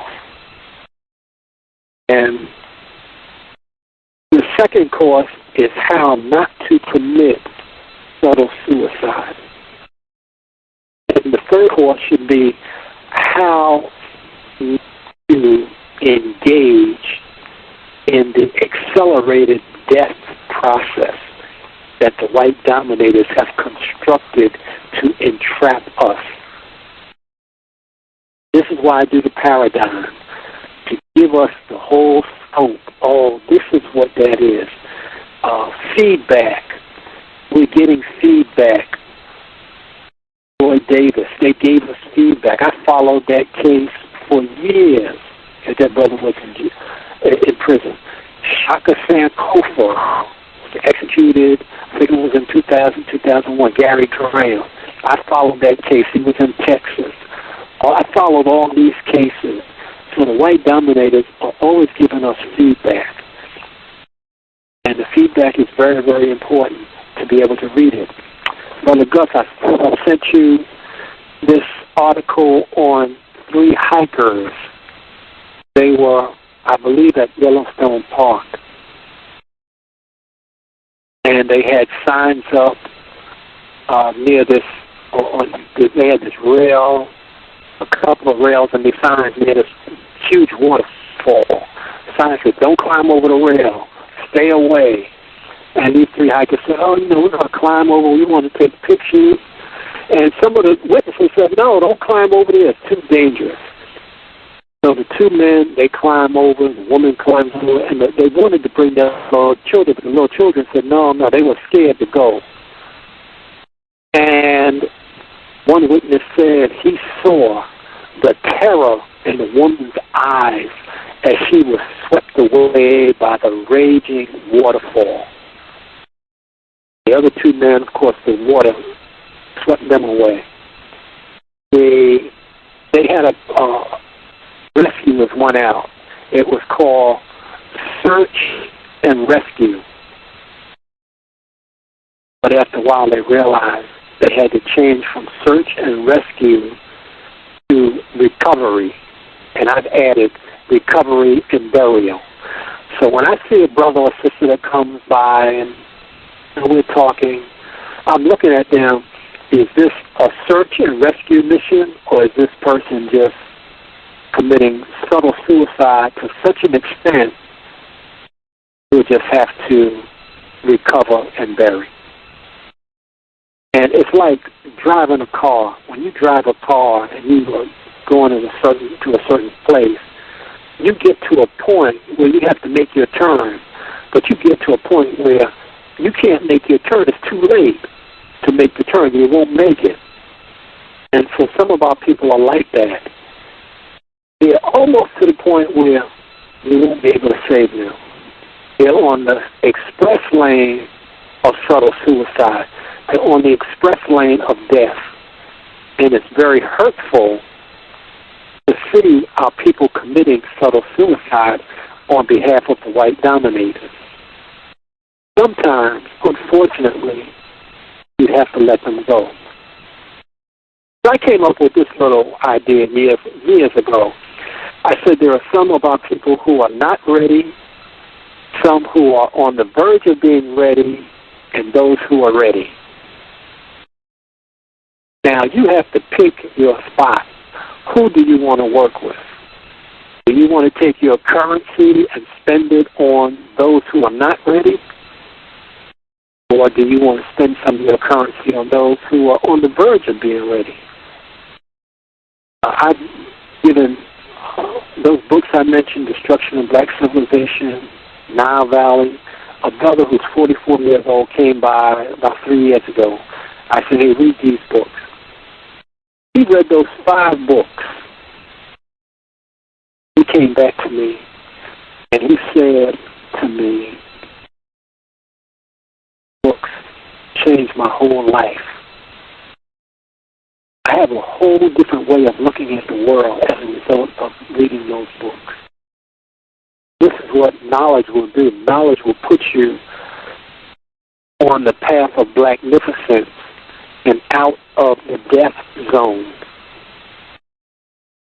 Now, some want to be in the death zone.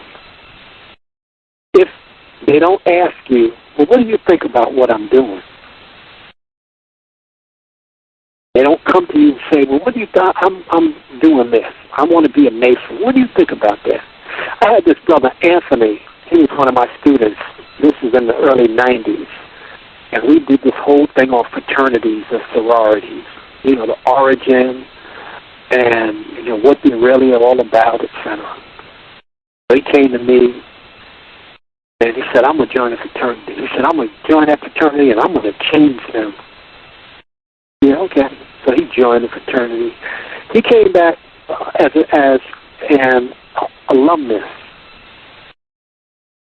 About 3 years later, he's from Detroit. He came back, visited me. He said, man, I joined. He said, man, but I can't change. They are so entrenched in what they're doing. I said, hey, what can I say? You joined, you found out. I just tried to save you a step in the process.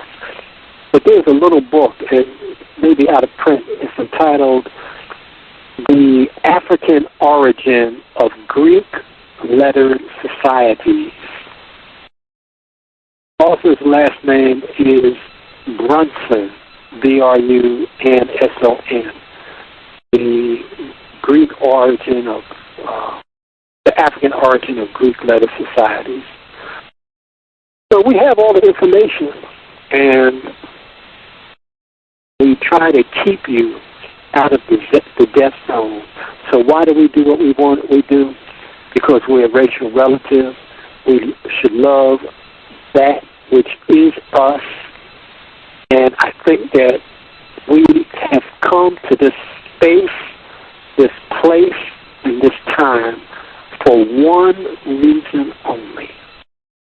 It's not to party. It's not to be in a gang. It's not to buy up everything that the white dominators manufacture and put on the black radio station. It's not to get a big car.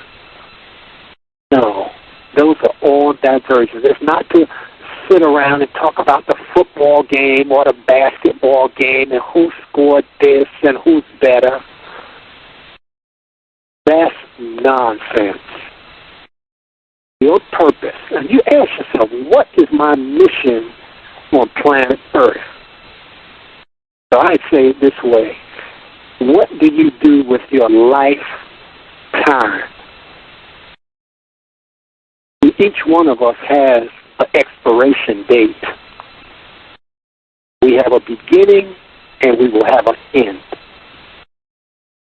And your expiration date, you can extend it and prolong it when you are in the green or life zone. But if you're operating in the death, white dominator zone, you could just about forget it because you're here for a very, very short time.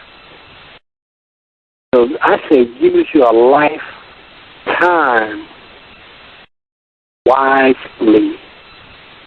Use your lifetime wisely. Make your life have meaning.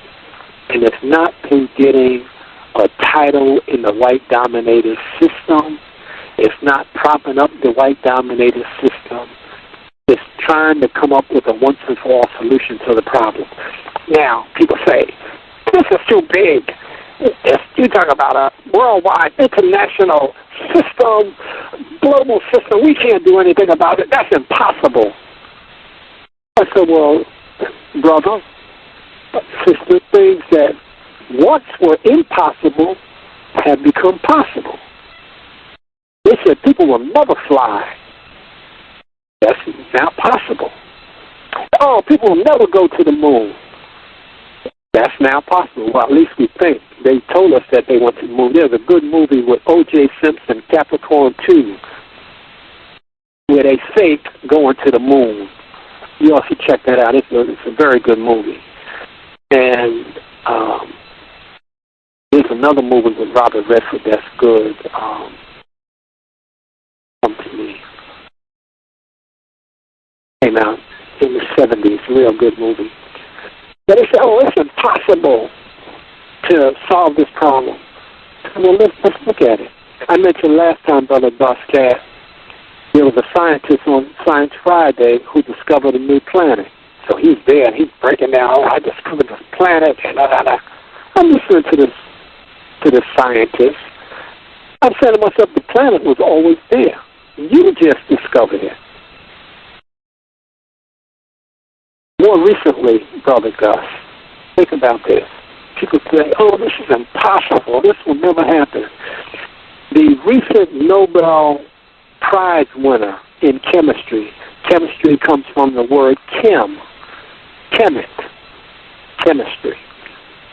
The Nobel Prize winner in chemistry discovered quasi-crystals. He said he was looking through the microscope and he saw this different pattern and he didn't know what it was.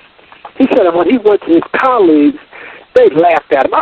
Get out of here. What is that? What are you talking about? But on closer examination, this guy just discovered quasi-crystals. These quasi-crystals, they've been around forever. But he just discovered them. Now, there's this thing that talks about nothing is faster than the speed of light. Nothing is faster than the speed of light. Well, let me tell you, they just did the impossible. They discovered something faster than the speed of light. If you check out this super collider, I try to spell it. It's called neutrinos. Let me see if I neutrinos. These are particles that are faster than the speed of light. And this is the point I'm making. We need to focus. Focus, focus, focus. And if we focus on solving the problem, we can come up with a solution. I always talk about this queen, Dr. Dunstan, one of the top geneticists. She said one of her statements is, knowledge comes in time to solve problems. Knowledge comes in time to solve problems. We can only solve the problem if we focus on the solution to the problem. Now, this brings us to that. So you understand that what was impossible is possible. So give the little space in the corner, and that little space that's empty represents the impossible. And you go to your space and you sit down and you think about how to solve this problem. In fact, I know the solution to the problem. Now that brings me to this point. I don't read the Bible. Never read the Bible. I was actually in my 30s, and I'm talking to this brother. This is, of course, years ago. I'm talking to this brother, and I'm breaking down about the white dominators, what they're doing, and, oh, man, people are out of order. And all this stuff you see happening now, the economic crumbling of this country, man, I knew that in the 70s, man. Because I said, I've worked with these people, man, and I see how they operate. Hey, man, it's impossible for these ignorant people to keep this thing going. And what you see now on the planet with this cutback in the unions, that's all those white people who've been on white welfare for all of these years. That's all it was. The police, if they weren't police, what would they be doing? They barely got out of high school. They would be in a pizza parlor flipping pizzas. Firemen, they had the case in Connecticut where the black firemen were promoted, and the white firemen brought a lawsuit against them, and I think the black firemen lost. They demoted them, etc. The thing about the firemen, they don't want brothers or sisters in the firehouse because those guys sit around all day, they play cards, they do all kind of foolishness. If you look up this auto job bank, AUT, auto job bank, that the unions years ago negotiated that if there's no work at the auto plant, that the workers can go home, they can watch TV, play cards, drink beer, do whatever they want, but they will be paid, I think it's $26 an hour for staying home. That sounds like white welfare to me. So this whole system is white welfare. I'm going to come back to that point. Don't let me forget that point about the truth shall set you free. But this whole thing about white welfare, one of the most important statements I ever heard was issued by Eustace Mullins. He has at least 3 books out. 2 of them I know. One is the Murder by Injection. Very good book. Murder by Injection. Eustace Mullins, Mullins. And the other book is Secrets of the Federal Reserve, where he is the preeminent scholar on the Federal Reserve. And he came in this little presentation, this interview, he said, yeah, the Federal Reserve, he broke it down. It's bogus. It controls the money supply to the U.S. The U.S. doesn't print its own money. They say that this is one of the reasons Kennedy was killed, because he tried to get the money, control of the money again. But his statement was that anywhere you see a central bank, you will see the people in poverty. Wow. And then I did some research. I said, wow, Central Bank of Nigeria, Central Bank of Kenya, the Central Bank of this one and that. But the central bank is privately held by families, and they control and print the money for the government. And Eustace Mullins talks about, there's a book which I never did get, I'm still trying to get it, The Beast from Jekyll Island, and he goes into the history of how these people met on Jekyll Island and concocted this thing about the Federal Reserve in 1912, 1913, etc. But that's a very important statement. Then he also says that the goal in this country is to eliminate the middle class. Now, he said this statement, I think I had this tape going back into the 80s somewhere. You see all the stuff happening now, and these people are clamoring for their jobs. They've been on white welfare all these years.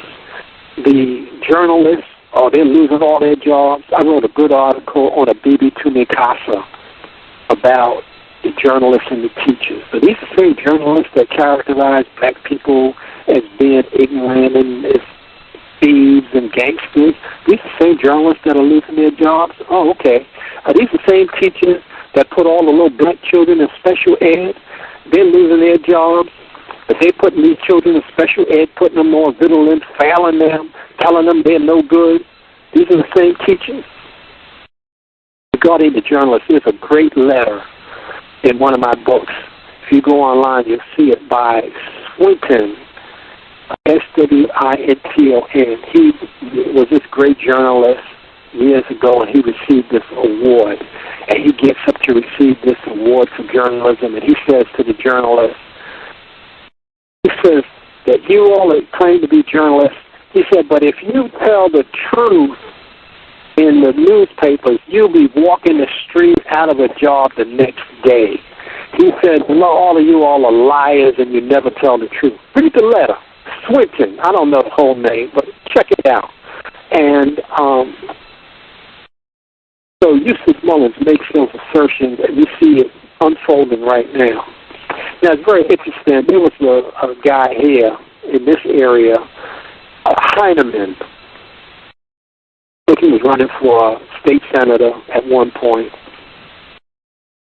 I have the article. He makes the statement when they were examining his record and his finances and his income. He makes a statement. He said, in order to be middle class in America, you have to make at least, minimally, $300,000 a year. He said this over 10 years ago. He said anybody that doesn't make $300,000 a year, they are not middle class. They are in the low class. So we had all these brothers and sisters running around fronting with their big cars, smoking stogies, cigars and all of that, big suits and all that, making their little bit of money. You're not middle class. There's no such thing as middle class. So we come to this point. As I said, I haven't read the Bible. And Dr. Ben tells us about the King James Version of the Bible. He said King James disagreed with the Pope. And if you really want to get the lowdown on the Pope, I mentioned this before, get the book Vatican Assassins. But if you really, he said that King James had a beef with the Pope and decided to withdraw and write his own Bible. But King James killed both of his wives, and his mother was upset, and he turned around and killed his mother. So this is the King James Version.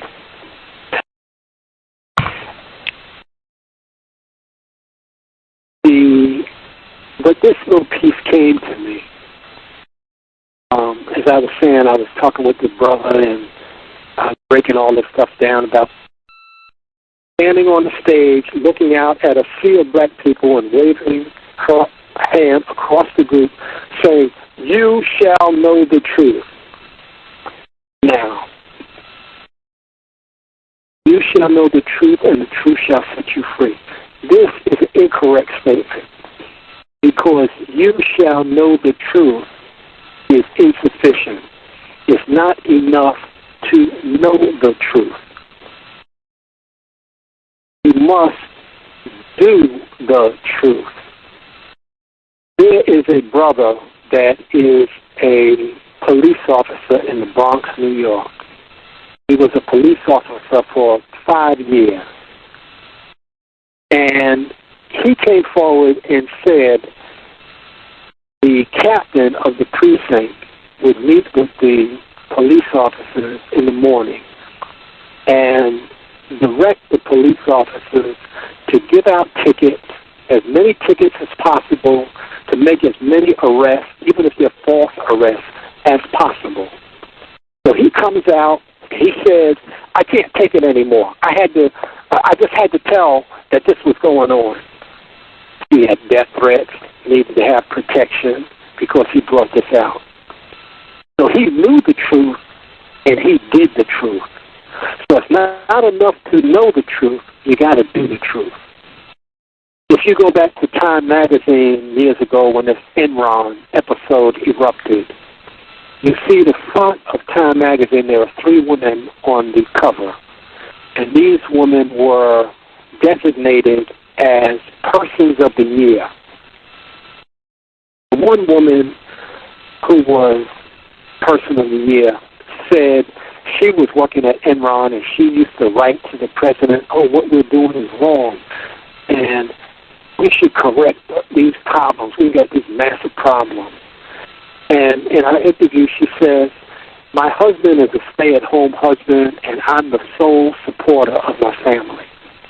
But I couldn't bear to watch these irregularities continue. I had to say something." So she knew the truth, and she did the truth, even at the expense of possibly losing her job. So to say you shall know the truth is insufficient. You have to do the truth. Now the second part, and the truth shall set you free. Now, if that is correct, the things that we are doing have not produced freedom for us. The things that we are doing as groups and as people have not produced freedom. So am I diminishing the things, the great things, the good things that we're doing?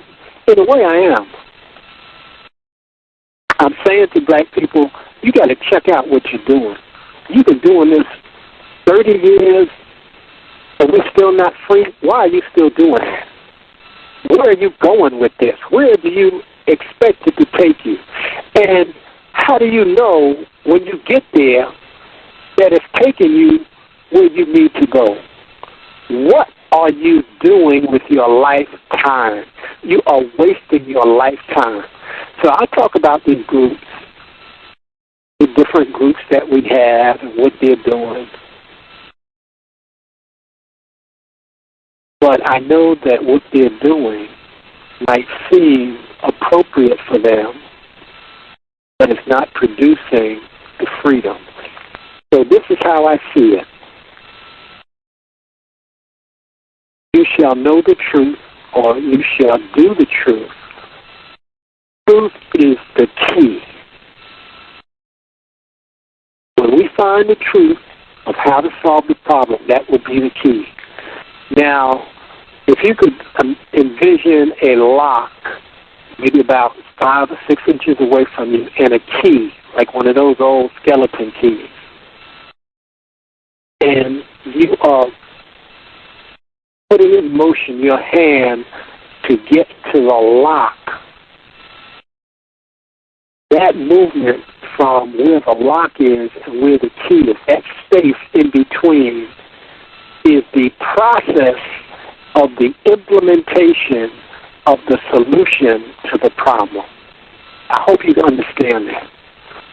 That movement with the key in your hand to the lock is where we all should be.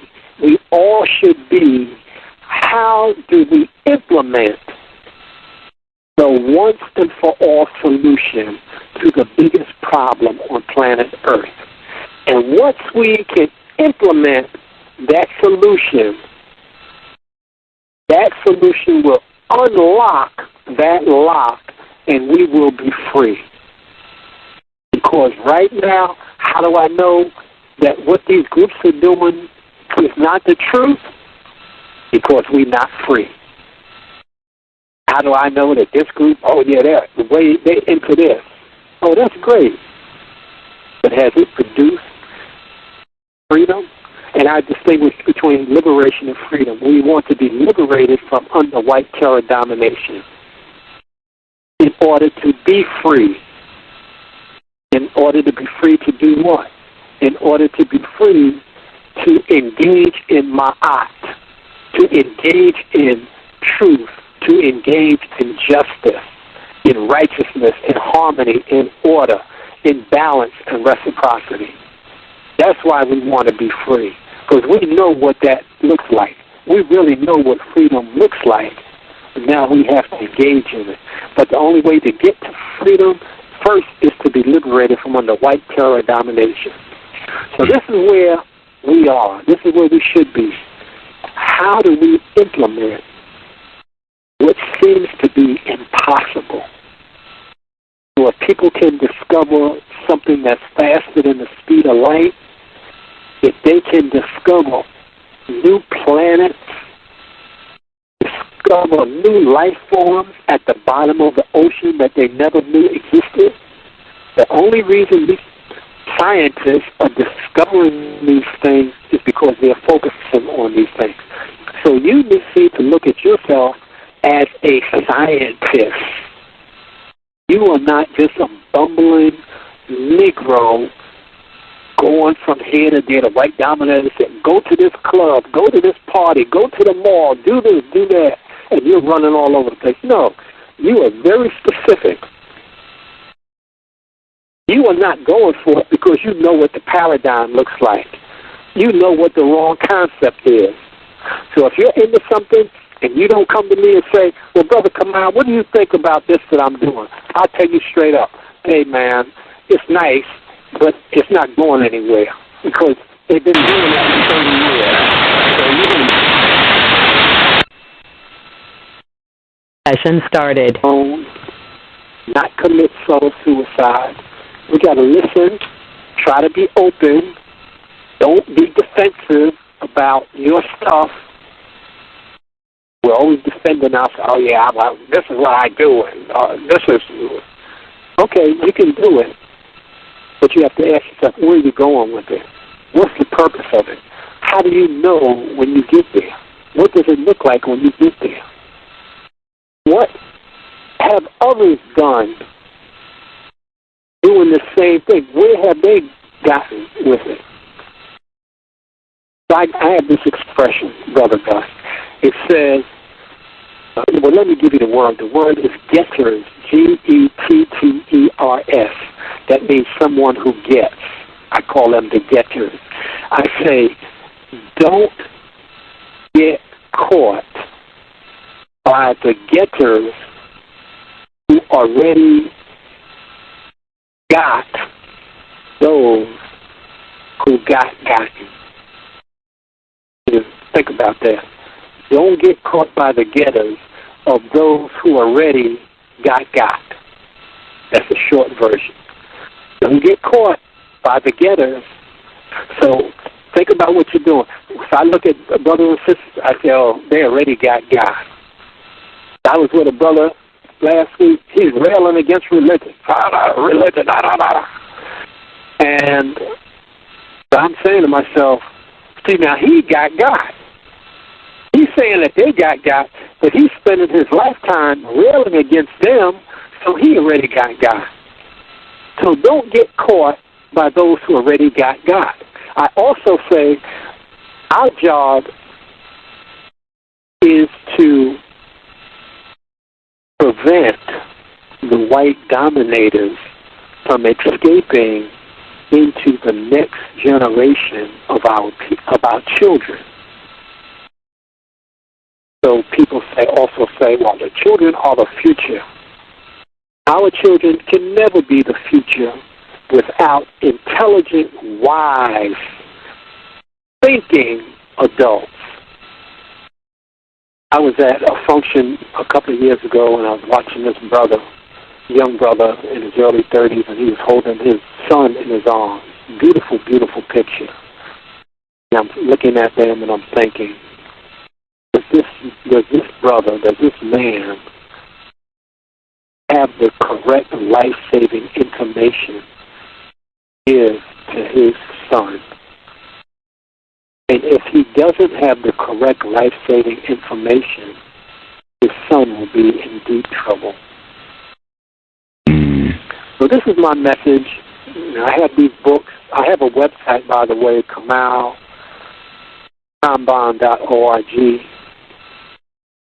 You can go to the site and check out some of the books and the articles I have written. And next weekend, we have a big program in Philadelphia, the Million Woman Movement. And it's going to be a special discussion for brothers only.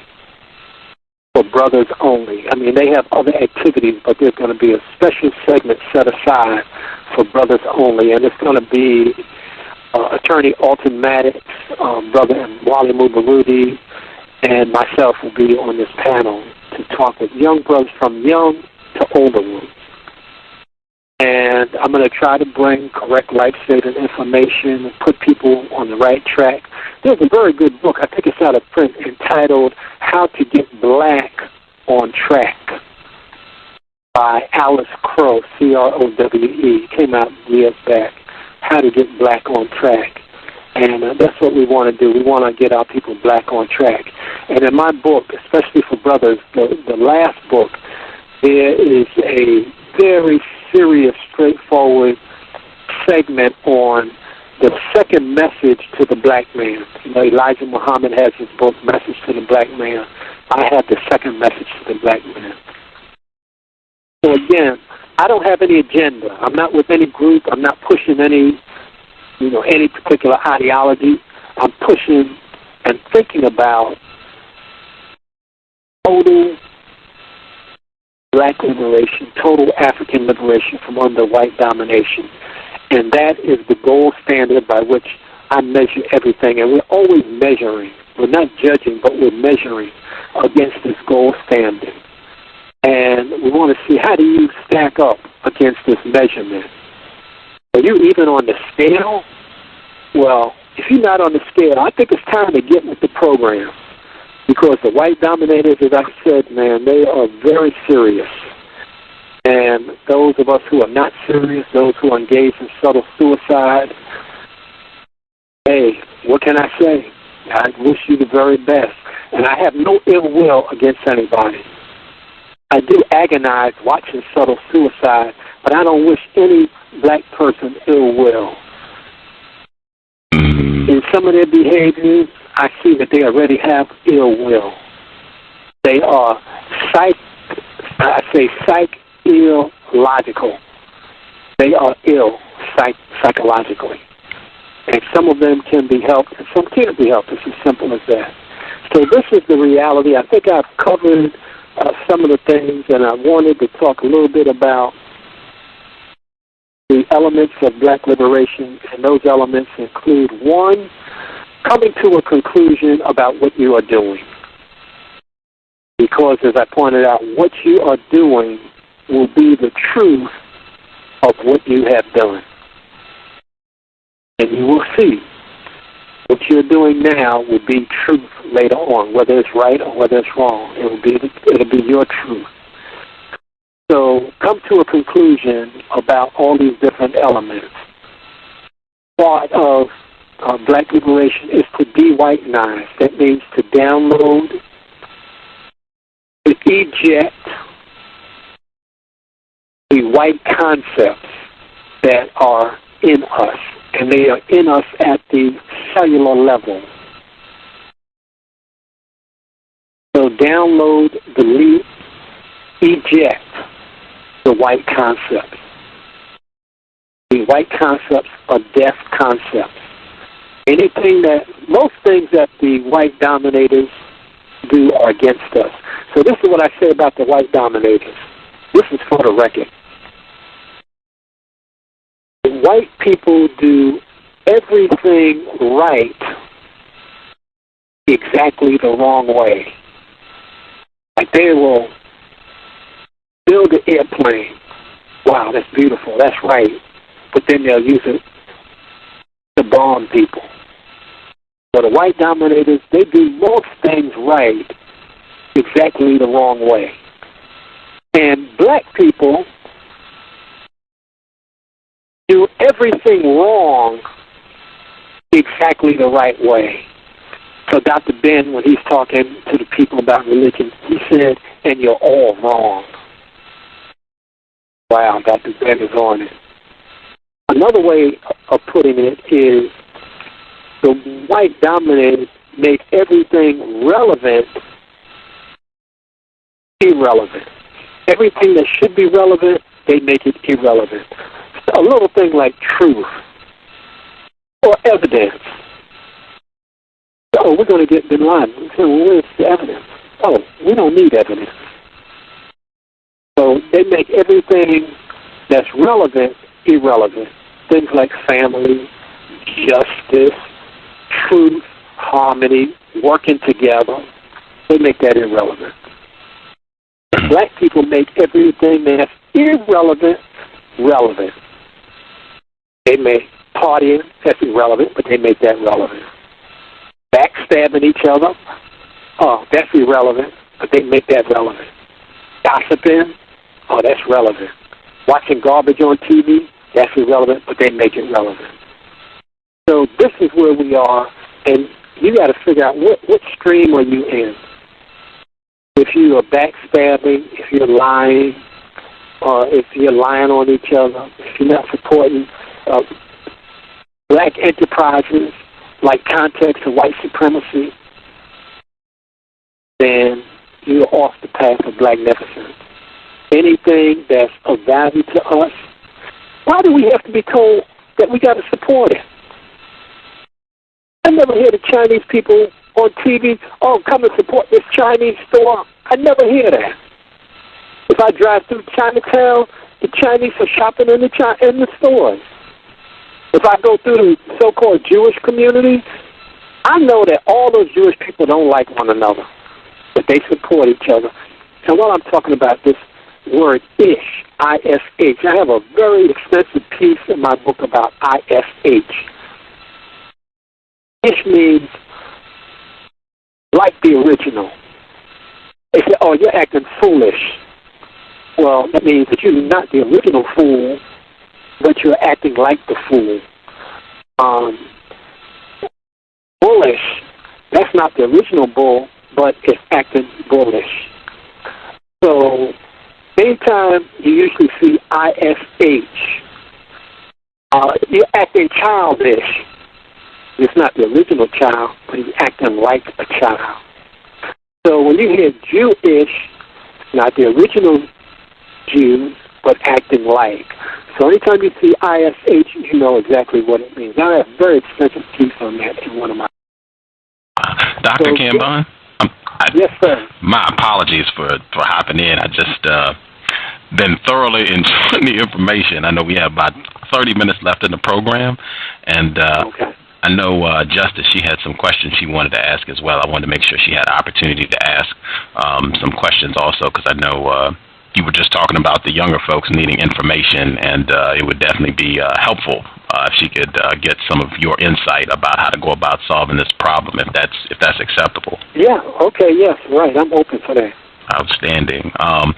Justice, if you have some questions for Dr. Kambon, your line should be open. I want to make sure I give out the website for your information, Dr. Kambon, one more time. Kamau Kambon.org, and that's KAMAUKAMB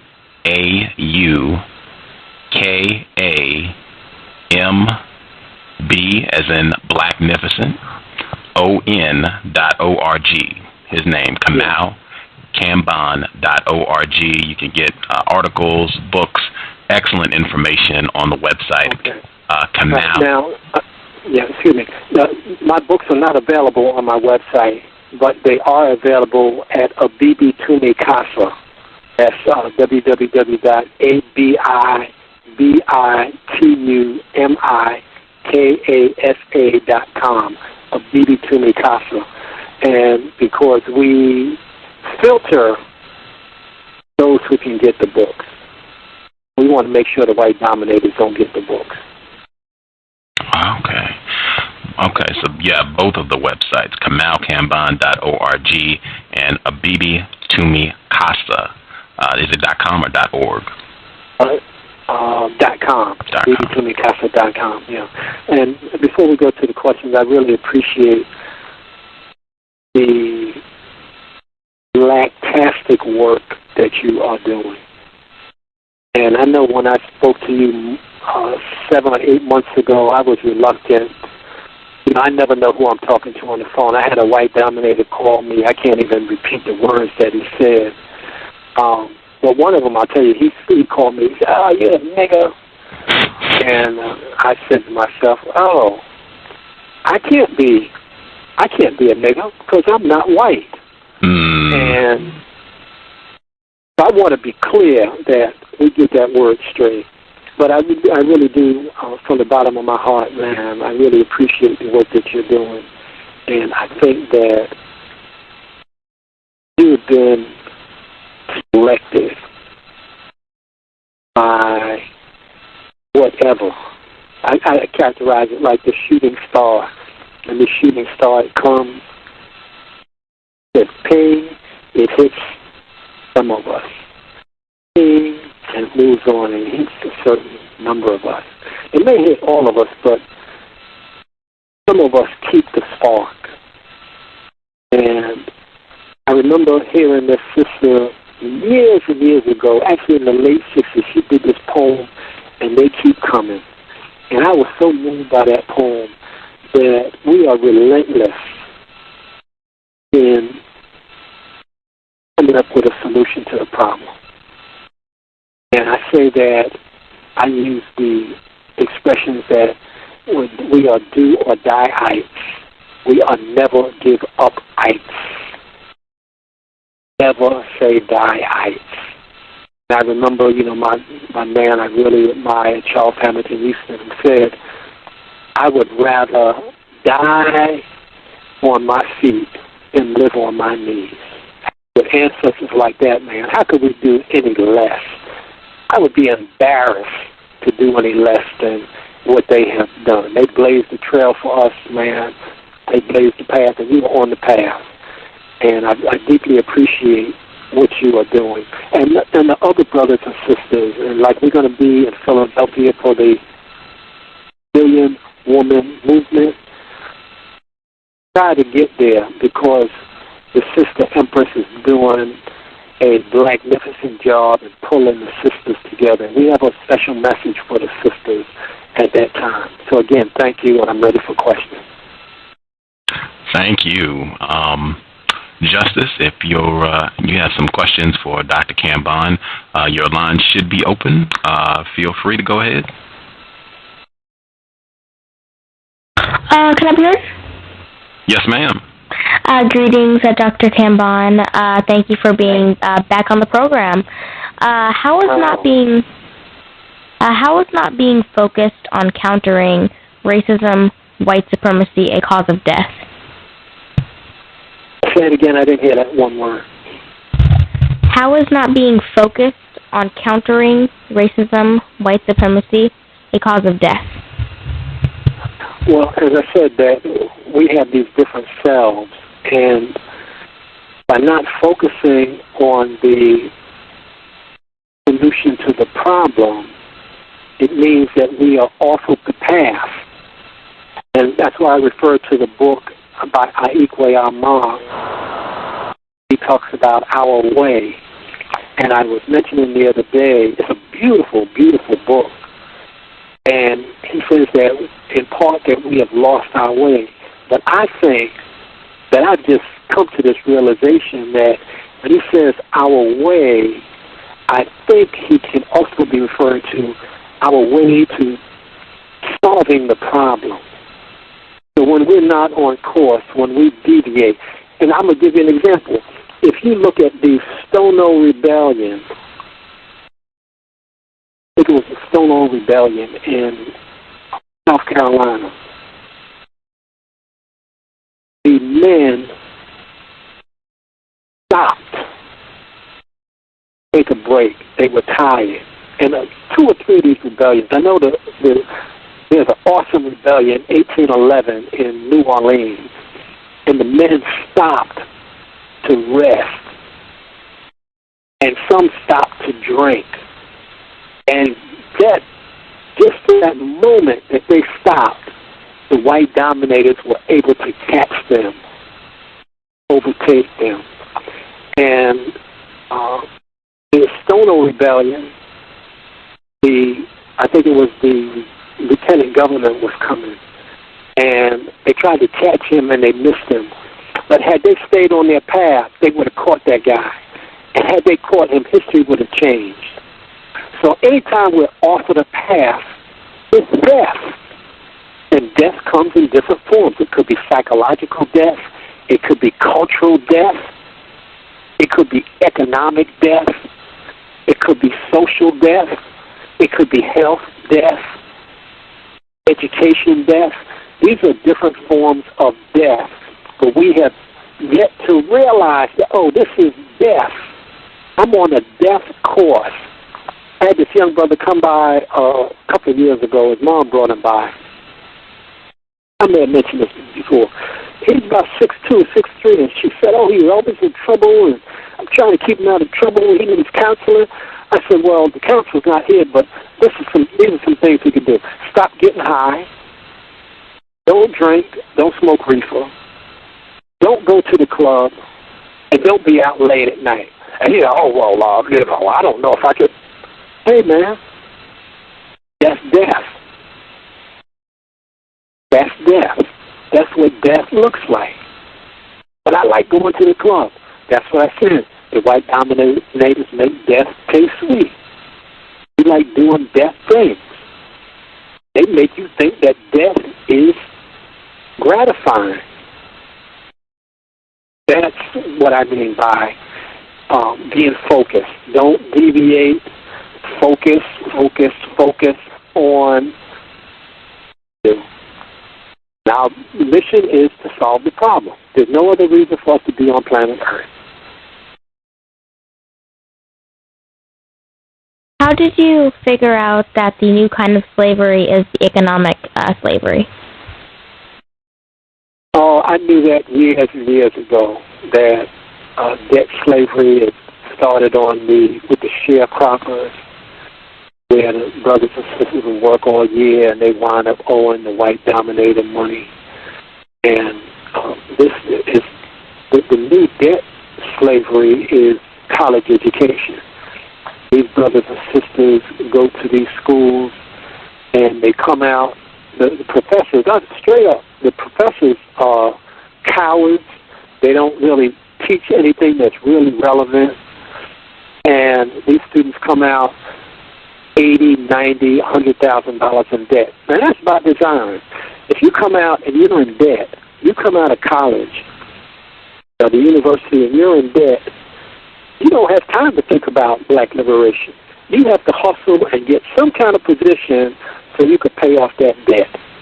So debt is slavery. That's why I don't use credit cards. I buy what I need. If I can't afford it, I don't get it. It's as simple as that. I do without. And listen, I practice this. I'm not just here to talk. This is what I do. And you have to practice these things. And if you're serious, and okay, sometimes people will drop off and they'll deviate, but then you get back up and you get on the path. And don't let people say, oh, well, you're crazy. See, the white dominators try to make you think that something is wrong with you. But if you are thinking that, hey, this thing is incorrect, it's unjust, it's not right, we need to change this, you're right. Don't let anybody tell you that something is wrong with you. No, something is wrong with them because they can't see it. And if they can't see it, let them go. You can spend some time saying, hey, I got all this evidence. I was teaching a class, and I was talking about tracking.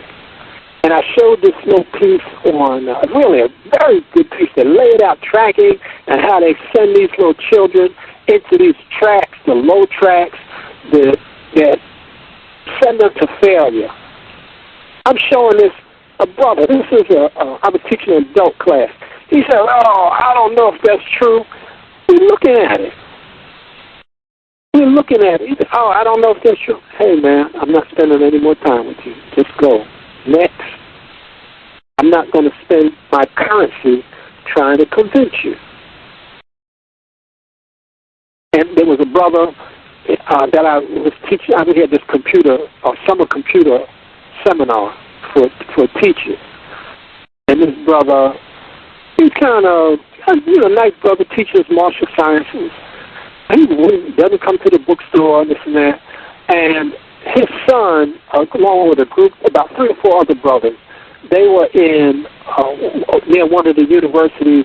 The cops stopped them, jacked up the young boys. The young boys weren't doing anything, jacked them up. So it was a big thing. So this brother, he gets on television. Oh, we got to do something about this illegal stuff. Hey, man, you haven't been to the bookstore? You haven't come to any of the lectures? You don't know what we're trying to do? We're fighting injustice all the time. So now it's relevant to him. So I use the 3 words. Everything has to be relevant, relate, and relative to black liberation. If what you're doing doesn't fit into those 3 categories, you're off the path, you're on a death course. And it's just a matter of time. That's why Elijah Muhammad talked about the walking dead. Walking dead. Okay, yeah, we understand what that is now. Okay, any other questions?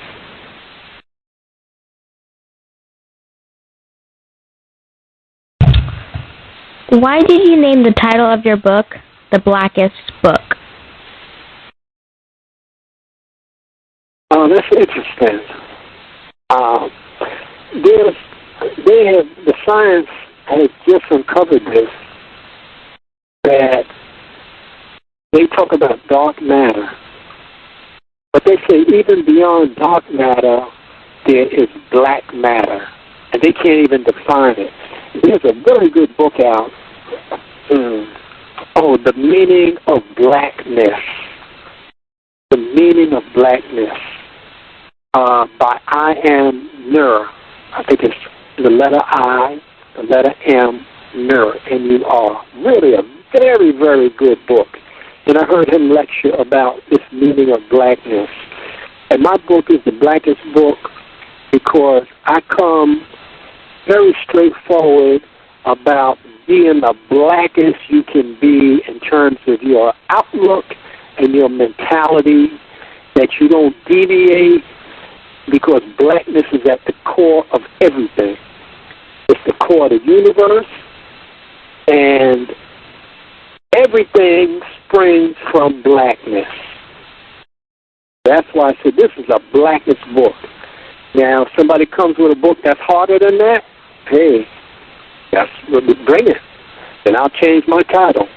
But yeah, this is the blackest book because I got information about the white dominators in my book and about the things that we're doing incorrect, so that we can correct what we're doing incorrect. Okay, any other questions?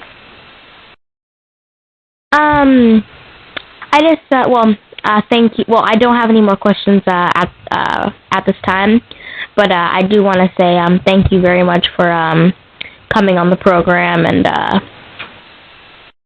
okay,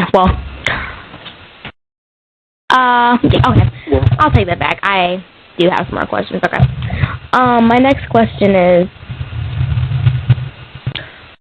in the instead of a conclusion of yours that may can stop the system of racism, white supremacy, how did you come to that conclusion yourself? Now, say the first part. I missed it about the conclusion.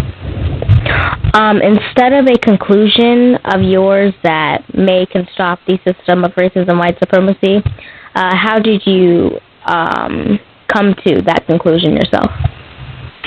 Okay. I think I may not have heard everything, but it's. I think that it is a journey that we are all on, and in reading and listening to people and watching what's going on, I study everything. I mean, I do. I love to study the ocean. I like outer space. I listen to science programs when I get a chance. I study people. I watch white dominators. I study the white dominators. Like, for example, when I used to travel a lot, I would sit in the airport and I would watch the white dominator. And only a few people are there, and a brother would come up. You know, we're waiting for the plane. The brother would come up. White dominators watching the brother pick up the newspaper. The brother picks up the newspaper. He throws the business section aside. He throws world news aside. And he goes to the sports page. I see the white dominator smile. And what the white dominator is saying, I already got him.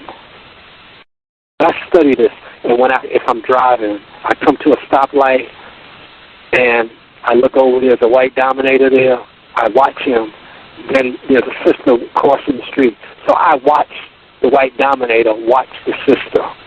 So this is why I say I know them. I know them. And I said this before. Their capacity for evil is not in their past. It's ahead of them. So let me see if I can put it this way. It's like walking through a forest and trying to make your way through a forest. And when you come to the clearing, you come out, you finally come to the clearing.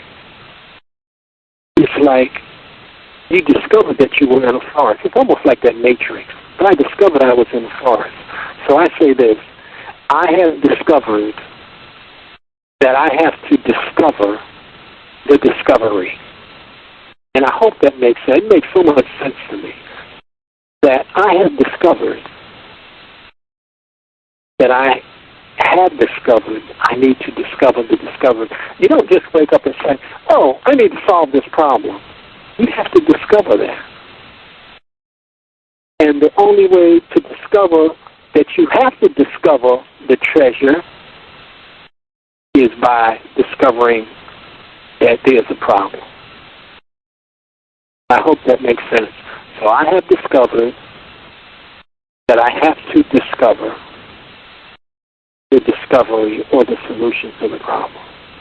And in fact, I have the solution to the problem. So where I am is, how do I implement this solution to the problem? It seems like it's impossible, but as the scientist said, for every problem, there is a solution. We just haven't discovered the solution or the implementation of the solution. But it does, I think, exist. I see what the white dominators do to distract us from the focus. I see what they do, I mentioned this last time, with stopping the brothers and the sisters, but primarily brothers, getting their fingerprints, getting their photos. Now they're doing retina scans, and they got this thing now where they can implant something in the eye, and it will pull up, the cop can scan your eye, and it can pull up your whole history in your eye. And they check out, they have the DNA banks. Why are they doing all of that? It's preemption. They are trying to preempt. Because they know, listen, they're scientists, they know somebody is going to come up with a solution to the problem. So that's what I have discovered.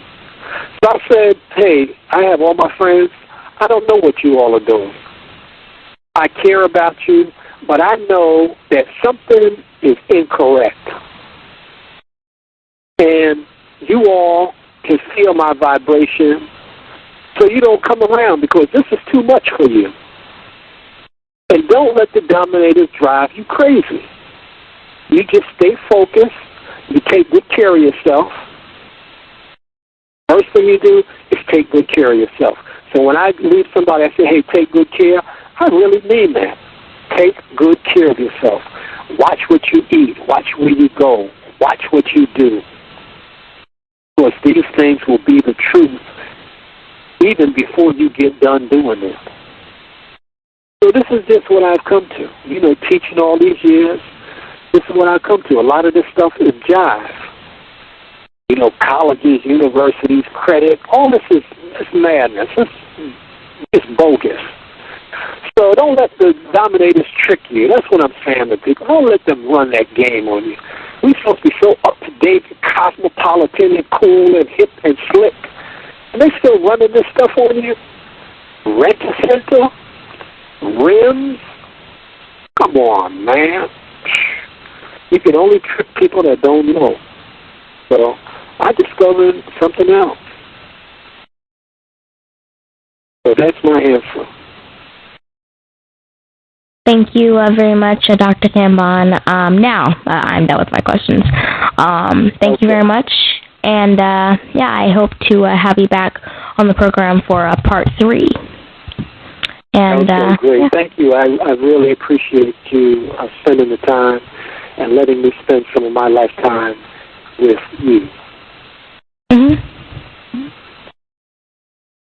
Context of White Supremacy. We have about 5 minutes left. I see some of the listeners actually did get some hands up. We don't really have a lot of time for long statements and what have you. If we can get right to the question, that would be great.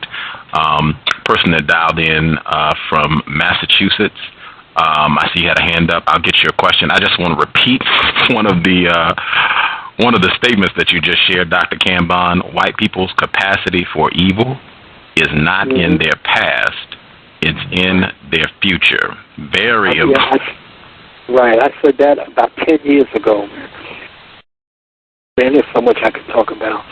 and I see some of the evil they do, like the woman that cut the parachute strings on her friend because her boyfriend was going out with her. The other woman that killed the white guy somewhere in the mountains and cannibalized them. So all of this stuff just shows us, their capacity, and I don't even have to go into the wars and all that. But yes, that's how I see it. I'm in total agreement.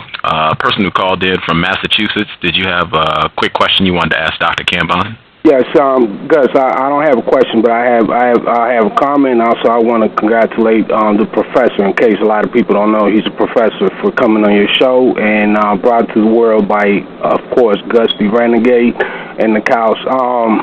Respects to you, professor, and that what you said about I'm going to try to speak fast because I know he has a lot of callers. That's what you said about wanting and needing. As far as buying stuff, I've been trying to teach that to myself for a long time, and those are the words I use. I always tell them, make sure that you get what you need, not what you want. Another thing you spoke about is sugar. I grew up around sugar as a child. I used to sit down outside my aunt's house and eat sugar cane all day. The way we use sugar was different than the way the Europeans use sugar. Okay, we used to make this thing called melau, right? And out of melau, we used to do pomela. Pomela was a dark chunk of pure sugarcane juice that didn't have all this bleached out stuff, this white sugar, and it came out in a dark, very dark ball of, and we used to break that in pieces and put it in our food. Again, it's very nice to hear you. And also, when your video came out, they tried to paint you as a monster. All I saw was a good brother, and I can see you have a very soft heart, very good heart. You're very humble. And I said to myself, the first thing I said to myself, what will make a good man like him? Or, come out speaking so angry. I know that you've seen a lot of things in your life, and because that's not our nature. Our nature is not to go out and wipe out people. This is what these people have been doing for a long time. That's not in our nature. That's what we speak out of anger, but we actually don't do it. And these people are actually doing that all over the world, exterminating us. They in factories and coming out with chemicals, all kinds of things to kill us where we are. So peace to you, brother, and I'll leave it at that. Peace. Okay, thank you, brother.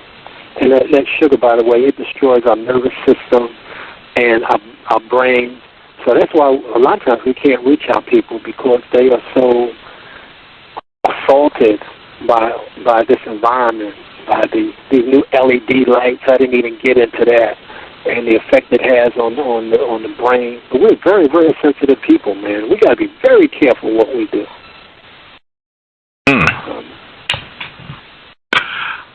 I realize I'm on the West Coast, but I realize for folks on the East Coast, it is 10 p.m. I want to make sure that you're able to get your rest so you can get double your sleep. Make sure you are well rested to continue to stay on your assignment solving this problem. I want to give you the opportunity. You can close out the program. I'll just let folks know we will be back tomorrow. We'll actually be back. We have programs the next 3 days. I don't think all of them are programmed yet, but we should have a white woman, racist suspect, on the program tomorrow. One of her family members, she writes about, actually killed Sammy Young, black male, 1965. I suspect, Dr. Kambon, do you remember Sammy Young? Yes, I do. Yes, vaguely. Yeah. But listen, I do want to say, don't forget our big program, the Million Woman Movement in Philadelphia, October 14th and 15th. It's going to be very, very powerful in terms of talking with sisters, giving them the correct life-saving information, and also a special message to the brothers. So mark that on your calendar and email your friends. Let them know that this will be taking place. I don't really have any summary. I can go and discuss a lot of these things. And I said I wrote 15 or 16 books. I didn't start out being a writer. I started out, teaching, working in the community and teaching, but, seeing these things, I just had to write them down. I said, hey, I got to write about this. And whether people read this information or not, I hate to say it, I'm not really trying to sell books, but I'm writing this for me. I want to see when I look back, okay, was I right about this or was I wrong? And I have the courage to put it down in writing. And everything I have written, just about every single thing. Well, I had one of my former students, he's in his 50s now. He called me. He said, I remember when I was in your class. He said, everything you told me was right. I said, man, because I read. You know, I'm not just like talking. You know, I heard this professor yesterday said he just heard about Sailor. I almost fell off the floor, man. Where you been? You a professor and you don't know Sailor? Come on, man. So we got a lot to deal with. So a lot of times I'm very, very serious, but sometimes I have to laugh because our condition is so tragic. But I know that there is a solution to the problem.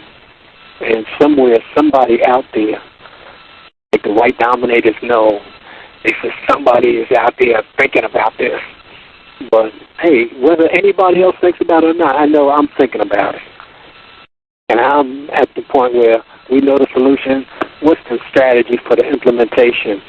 Only that will get us free. Only that will unlock the lock that keeps us shackled.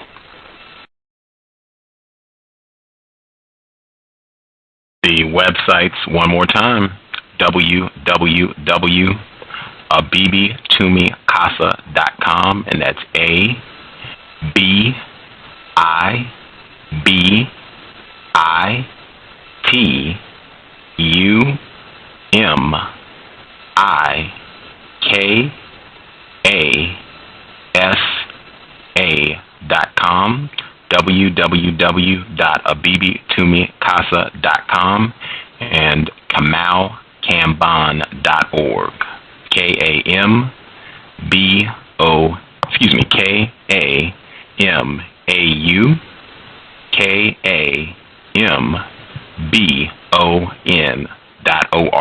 KamauKambon.org. As I said, a pleasure to have you back on the program. We will be looking forward to having you back on the broadcast as soon as possible. Always learn a ton just being able to hear from you. Thank you so much for sharing some of your Sunday. Oh, man. Listen, brother, I really appreciate you immensely. And our listeners. You know, y'all just stay on point, man. Like I say, I'm always on duty. You know, don't let anything slide by you. No information. Get everything you can. And look at it this way. The white dominators are working for me. I listen to what they say. I say, oh, wow, they told me this? Boom. So they're really working for me. And I'm trying to bring the information to you. So stay on point. Don't deviate. Don't get discouraged. Get discouraged a little bit, but then get right back up and get to work. That's our mission, man. That's the purpose for us being here. So again, brother, I really deeply appreciate you and our listening, our audience, and the brothers and sisters. You all keep on. Do not get discouraged. And it's just a matter of time. My friend used to say, we are bound to win.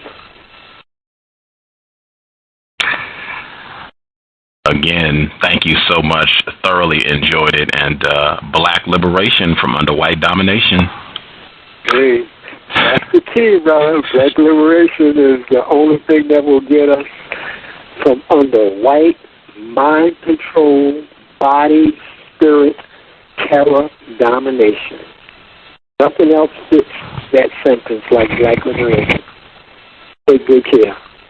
You do the same. Okay. Context of White Supremacy, signing out.